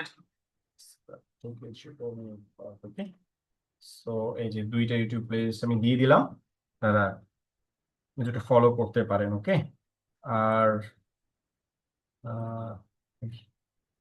ওকে, 6-7 জন নতুন জয়েন করেছেন, তো আলহামদুলিল্লাহ। এটার মাধ্যমে আমাদের এই মাস্টার ক্লাস সিরিজটা শেষ হলো। আর আমাদের প্রোগ্রামগুলো, আমাদের একটা ইয়ে আছে, আমি আপনাদেরকে আরেকটা হোয়াটসঅ্যাপ গ্রুপ দিচ্ছি। IMTR নামে আমাদের একটা প্ল্যাটফর্ম আছে। সেখান থেকে আমরা প্রফিট ম্যানেজমেন্ট এবং লিডারশিপ নিয়ে টুকটাক কিছু কাজ করি। সো ওই গ্রুপটাতে আপনারা জয়েন থাকলে আমাদের এই রিলেটেড কাজগুলোর আপনার আপডেটটা পাবেন, ঠিক আছে। এটার জন্য বেসিক্যালি আমরা ইসকন ইনস্টিটিউট থেকে আমরা ইসলামিক প্রোগ্রামগুলো নিয়ে করি। আর এইটা থেকে আমরা হচ্ছে যে যে IMTR গ্রুপ, আমি এটা লিঙ্কটা দিয়ে দিলাম। আপনারা লিঙ্কগুলো কপি করে রাখেন, বিকজ আমি মিটিংটা তো ক্লোজ করে দিব। আর আমাদের রেকর্ডিং এবং এই সমস্ত PDF সবগুলোই হচ্ছে আমাদের টেলিগ্রাম চ্যানেলের মধ্যে পাওয়া যাবে, ঠিক আছে। সো আপনারা সবাই টেলিগ্রাম চ্যানেলে জয়েন হয়ে যাবেন দয়া করে। Okay? ঠিক আছে, তাহলে শেষ করছি আজকে। আমার অ্যাকচুয়ালি আরেকটা ক্লাসের সময় হয়ে গেছে, নাহলে নয় আজকে আপনাদের সাথে আরো কিছুক্ষণ কথা বলতাম। আগের ক্লাসগুলোতেও আপনাদের সাথে কম কথা বলেছি ক্লাসের পরে, বাট আজকে আসলে সময় হচ্ছে না। খুবই দুঃখিত, বাট হ্যাঁ, আমাদের টেলিগ্রামে কানেক্টেড থাকে। আর হচ্ছে যে আমাদের একটা বিষয় হচ্ছে যে ওই যে আমাদের ফেসবুক চ্যানেল পেজে লিঙ্কটা দিয়ে দিই, হ্যাঁ, আপনাদেরকে। সো এখান থেকে আপনারা ফলো করলে আমাদের প্রোগ্রামের আপডেট গুলো আপনারা পেয়ে যাবেন। এগুলো আপনারা ফলো দিয়ে রাখেন, আশা করা যায় আমরা কানেক্টেড থাকতে পারবো ইনশাল্লাহ। ওকে, ঠিক আছে, তাহলে আমরা শেষ করছি ইনশাআল্লাহ। সুবহানাকাল্লাহুম্মা ওয়া বিহামদিকা আশহাদু আল্লা ইলাহা ইল্লা আনতা আস্তাগফিরুকা ওয়া আতুবু ইলাইক। আসসালামু আলাইকুম ওয়া রাহমাতুল্লাহি ওয়া বারাকাতুহু।